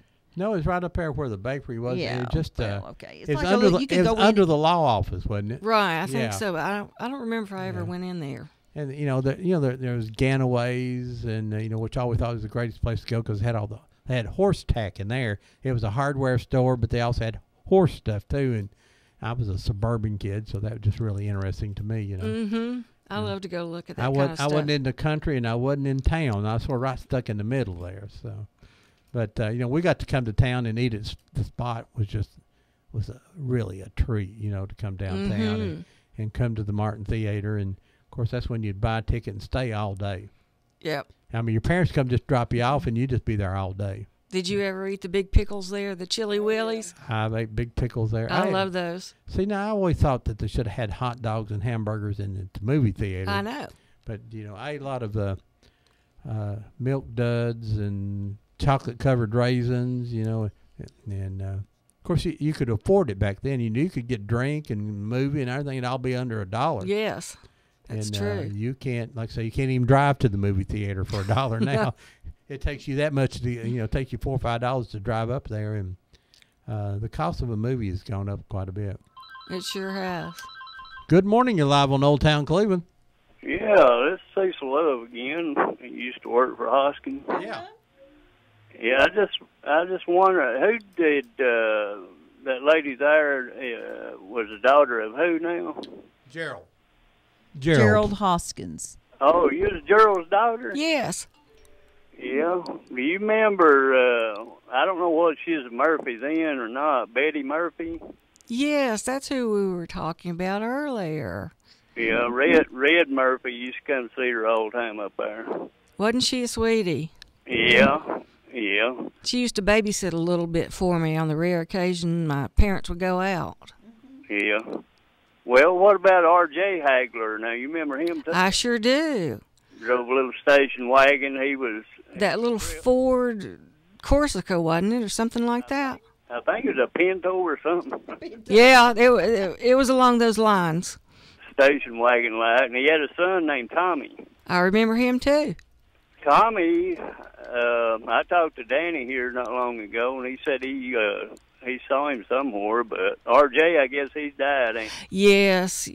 I think it was several years ago. Yeah. He used to go over there and play them old pinball machines at them pool rooms. Oh, did he? I didn't know that. When he wasn't delivering or something, he'd stop over there and play them pinball machines. You didn't do that, did you? Oh, yeah. They used to let you in there. It didn't matter how old you was, as long as you had a quarter or a nickel. I've never been in there. Yeah. They wouldn't let me go. If you get 3 in a line or 5 in a line, that's when you get points on that thing. And they'd let you in there as long as you had a quarter. Whatever age you were.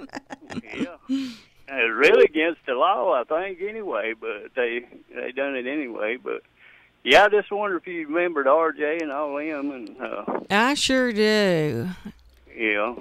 Well, I didn't know you was his daughter. I don't remember you. I don't know why, but I guess. Well, she would have been really small.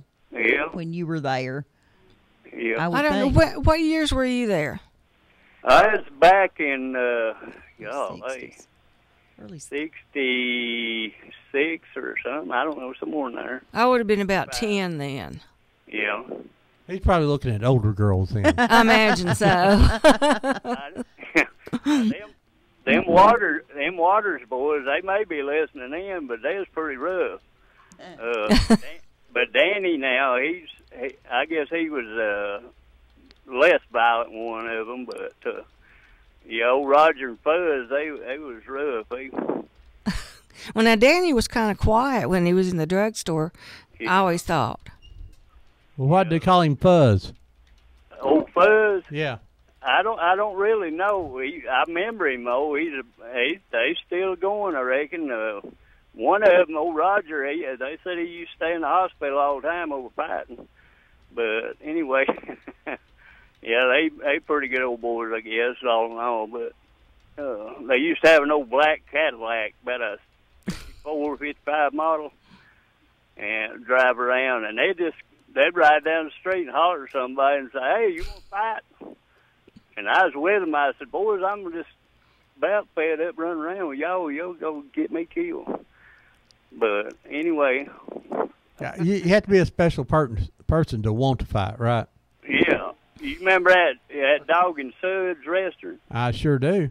We pulled up there one time. This big old feller was leaning over the counter there, looking in there, talking to him in that little trailer. And one of them water boys, I was with him, and he hollered at him and said, "Hey," said, "come here, you so-and-so, and I'm going to whoop you."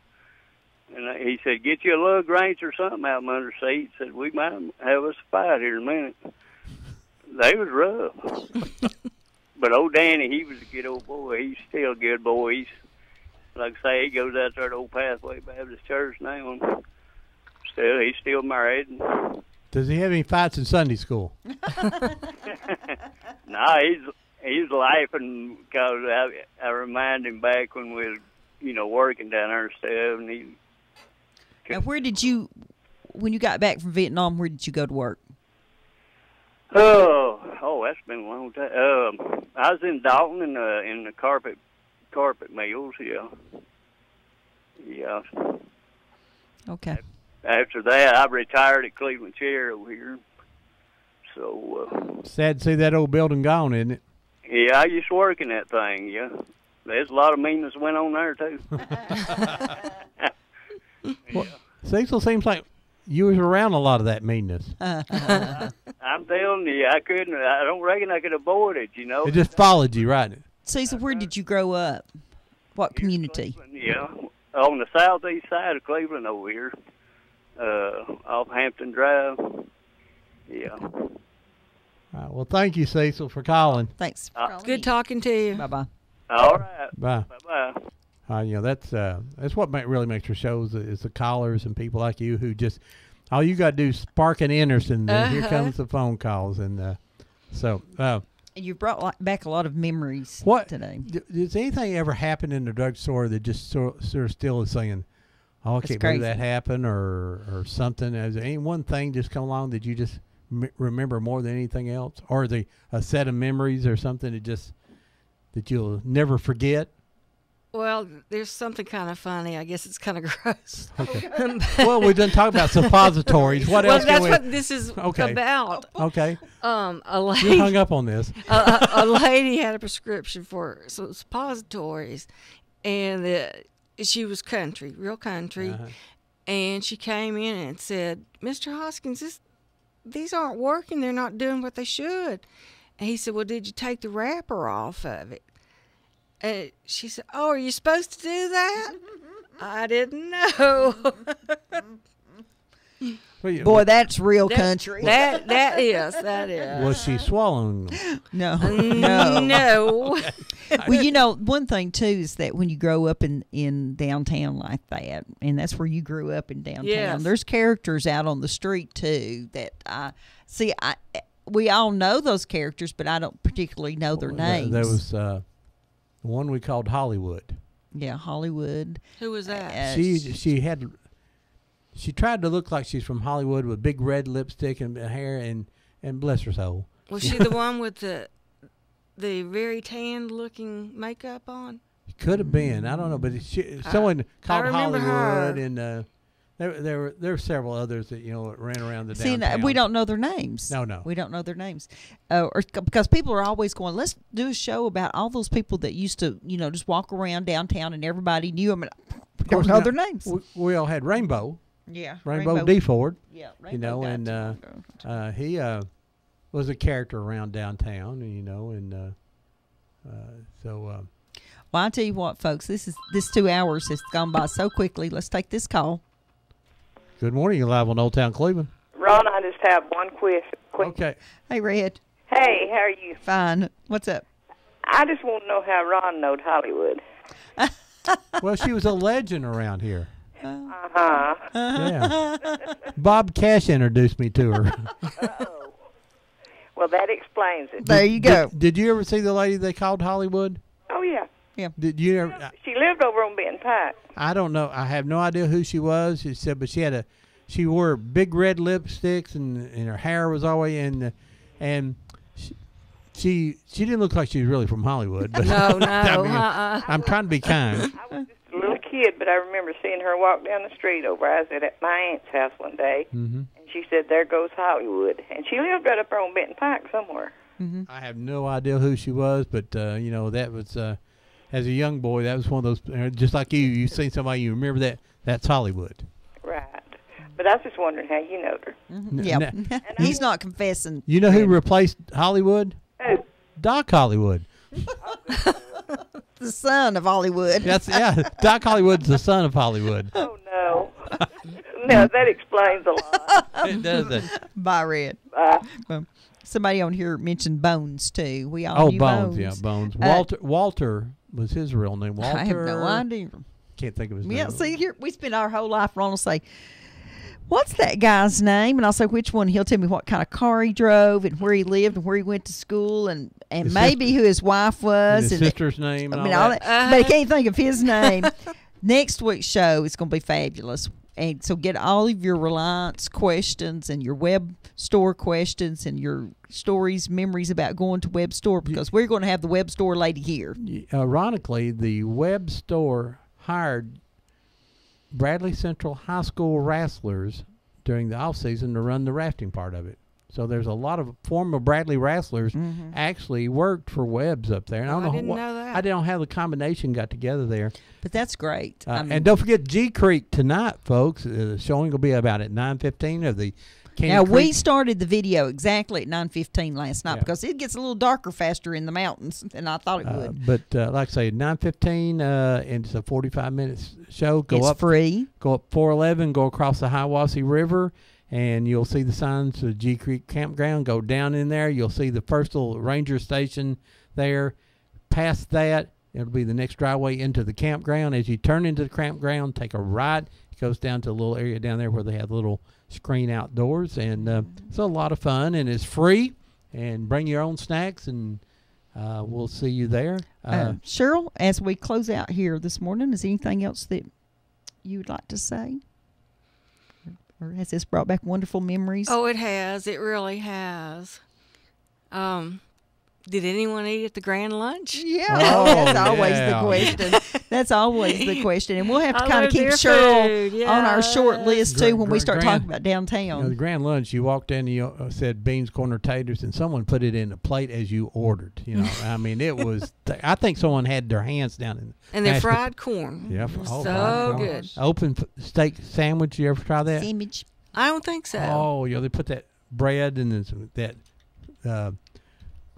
hamburger type of hamburger patty, and then poured that brown and white gravy over top of it. There's some meat in there now. That's why I look like I do today. Yeah. Well, thank you so much, Cheryl, for representing your family here today, and all the small business owners that used to be the big business owners here in Cleveland. And we appreciate you. And we'll see everybody next week when we're talking about Reliance and Web Store. Right. And folks, don't forget that if you'd like to see this program again, go to the Whoop FM website about Wednesday. Go to the archives page, and this program should be archived by then, and you can see the entire thing, hear the whole thing, and you'll have to go listen to yourself. Oh my God! I know. I can't believe I said that. Oh my goodness! Do I really talk like yes. that? Well, I appreciate you having me. The 100,000 things that you wish you had talked about today. I know. That's true. So tell all your friends about Whoop, and then we always close the show by saying, you've got to get the old pictures out of your basement like RB's doing. You've got to get them out of your drawers and out of the closets, out of the shoe boxes, and get them out and start getting someone who's still alive, your grandparents, your parents, and start writing down who these people are in these pictures. Record your grandparents and your fathers and your aunts and your uncles, and because those stories will be gone. If you don't tell the story, it'll be gone. And we'll always remember about Pearl Harbor, but we may not remember what happened on your street and in your family. It's up to you to make that happen. And if you'll do that, be a great time. Go to Old Town Cleveland on Facebook. We post old pictures all the time. And if you got any old pictures, just share them with us, and we'll be glad to look at yours and our old pictures together. Folks, we'll see you next week here on Old Town Cleveland.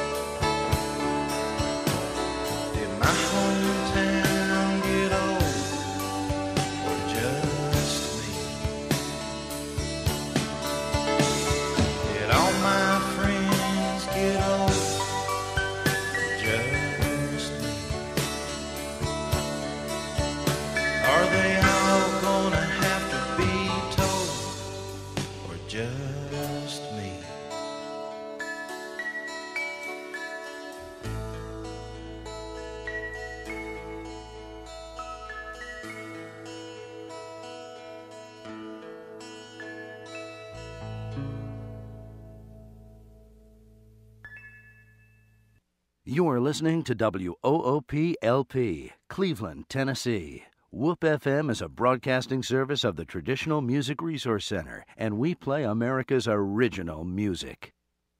Check into cash.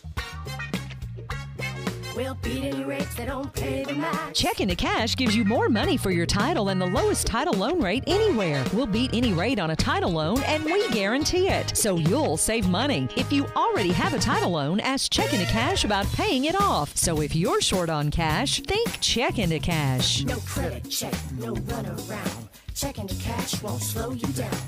Check into Cash, your one-stop money shop for 20 years. Now offering payday loans without a check. Great service, convenience, and locations. Check into Cash. We'll beat any rates that don't pay the max. Oh, yeah. Check into Cash is your money machine. Get on up and get down. Check into Cash. Bring proof of lower rate on similar title loan. Use payday advances responsibly. Visit checkintocash.com for the store nearest you. Wheeler Technologies has moved. Visit them at their new location at 490 Grove Avenue Southwest next to Bradley Rentals. Same great folks, same great service with a better location to serve you. Call Wheeler Technologies for voice, data, and security needs at 664-TECH. That's 664-8324. And remember, depend on Wheeler Technologies for the current time and temperature every day at 476-1111. Tennessee Alarm Contractor C1750.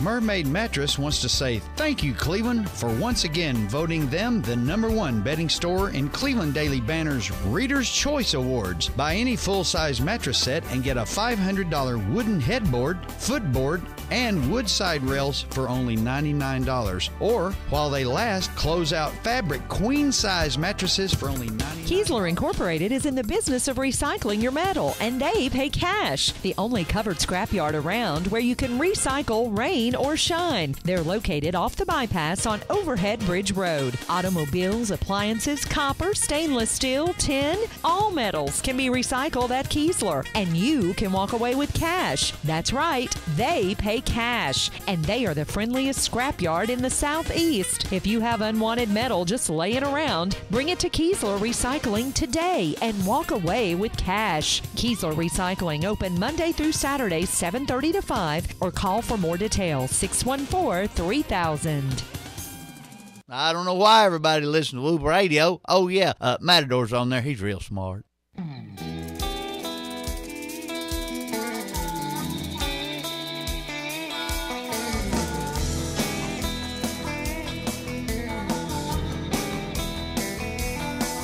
I was raised in the backwoods of Tennessee.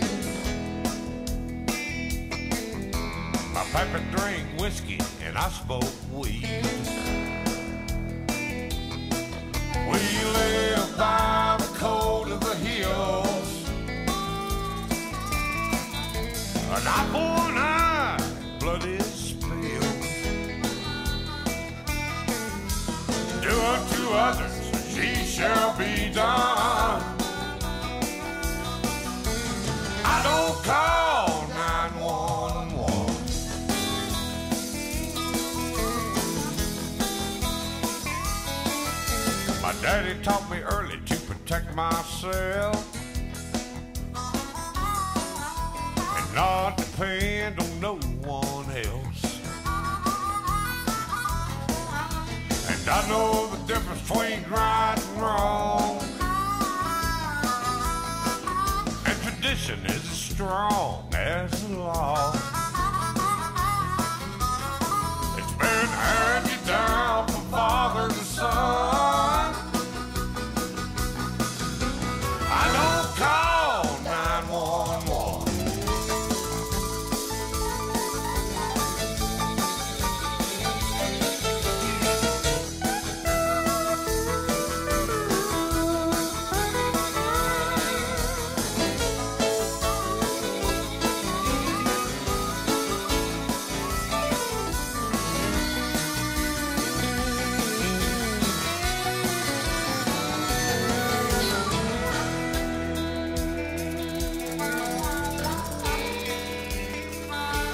I'm a peaceful man, I wouldn't hurt a soul.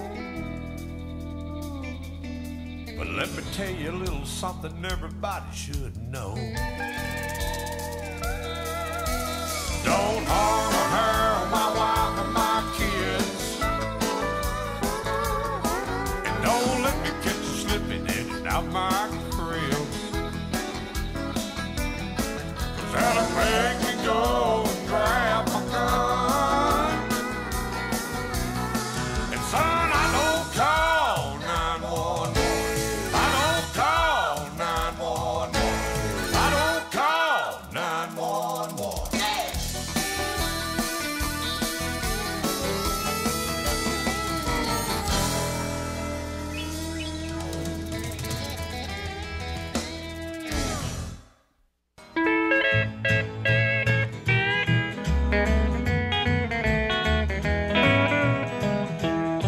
Well, I kinda like this free old life, but I get the blues at night. So I've been kinda shopping around, just looking for a wife. I'm gonna buy a band of gold and make some sweet thing mine. But I love so many pretty gals that I can't make up my mind. There's Jeannie with the light brown hair, and Lola's so sweet too, and Linda with the lovely lips. She love me, I know she do. Well, I wanna get hitched and settle down and leave my troubles behind. But I love so many pretty gals that I can't make up my mind.